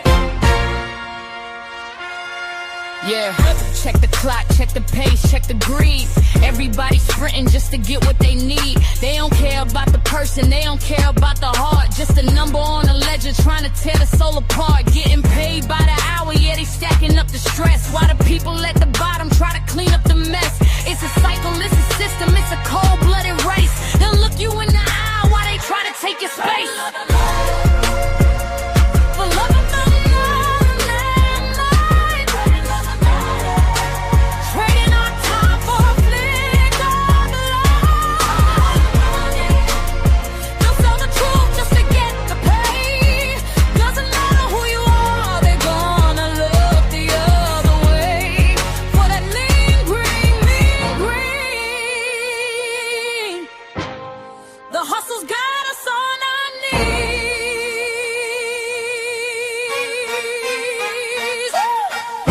I need the racks, but not like that. No, I need to win, but keep the facts straight. Everybody's acting for the digital stage, selling out their spirit for a click on the page. Clickbait the drama, monetize the fake. How much of your integrity are you willing to stake? They're getting paid to hollow out everything we seek. The bank account is heavy, but the character is weak. Check the status symbol, check the bottom line. The pressure of the climb's gonna drive us out our mind. Chasing down the bonus isn't worth the cost of time. Got to have it, I'd rather have the truth. Stop trading all our wisdom in the fire of our youth.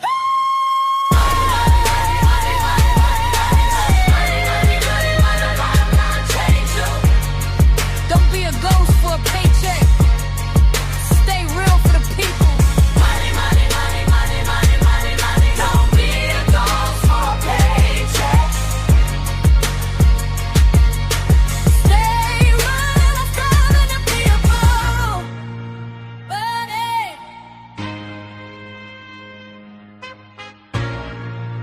Money. All right, guys. So it looks like we have actually reached the 3-hour and 7-minute mark, right? And I do have 2 more topics that were supposed to be on the docket for today's live from my girls over there at IHIP News with Jennifer and Pumps. But I didn't keep y'all for so long, and I don't want to do that. I don't want to be greedy. Let's move around and see what other people are doing and the other content that's out there, you know, that's happening right now. So what I'm going to do is I'm going to slide those over. I'm going to put that on the next live that I do, and I'll add that in, and we'll talk about that then, because we can talk about it anytime. We talked about some really great things on this live, y'all, and I thank you all so much for rocking with me and spending some time with me to get that done. So what I'm going to do is I'm going to go ahead and play another bop, y'all. We'll go ahead and wrap this one up and end it, and I'll add those 2 to the next political live updates that we do. Okay, so thank y'all so much, like I said, for coming in and for supporting and listening in today. I hope y'all enjoyed. I hope y'all learned something. We had some great chats about what we think and feel about a lot of these things that's going on, you know, within our government political sector. So we'll always do that over here. You can come over here and do that with me anytime you see fit. And you are welcome, welcome, welcome.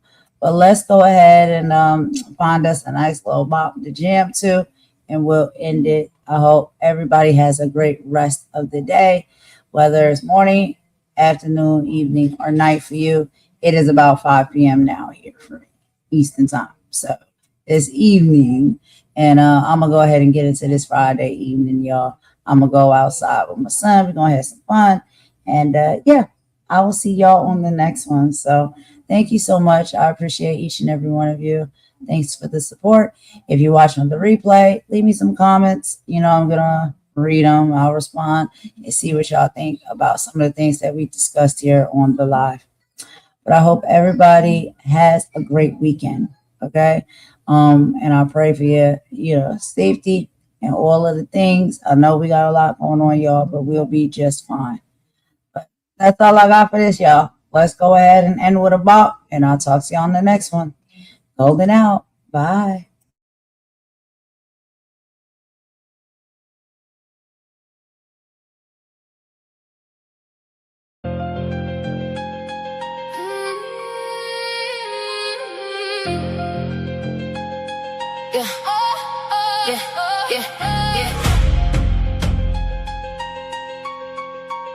They see the rust, yeah, ay, they see the rust, I see the veins of the ore. I'm the one they left for dead, now I'm back for the score. Counting my blessings while I'm counting the change. But the soul is 24 karat, I'm out of your range. You talking loud on the bus, I'm plotting silent in the back. Building a castle out of everything I lack. You think a queen needs a check just to carry the weight? I'm a monarch in the mud, you're a ghost at the gate. Ooh, they try to bury the shine, but the gold doesn't die, it just waits for the time. Now the air is getting cold, cold, cold, turning everything to gold, gold, gold, gold, gold. I want them gone, I want them ghost. I want them dead to division. They saw me climbing up the rope and tried to make a collision. I'm pulling masks off of the fakes. I want them dead to the mission. If you ain't with the movement, then you're just a ghost in the street. I won't stop until the crown is on my head. Solid gold, yeah. Same energy, different tax bracket. Hardest heart in the game, you can't crack it. You was laughing at the struggle, now you're looking for a hand. I don't negotiate with shadows, you don't understand. I'm the pressure in the cold, I'm the diamond in the rough. I'm a queen because I'm standing when the rest have had enough. No private jets, just a spirit taking flight. I'm the only thing that's glowing in the middle of the night. The price is paid, the debt is settled. I'm heavy metal. I want them gone, I want them ghosts. I want them dead to the vision. They saw me climbing up the rope and tried to make a collision. I'm pulling masks off of the facts. I want them dead to the mission. If you ain't with the movement, then you're just a ghost in the street. I'm gonna stop until the crown is on my head. Solid gold, gold queen.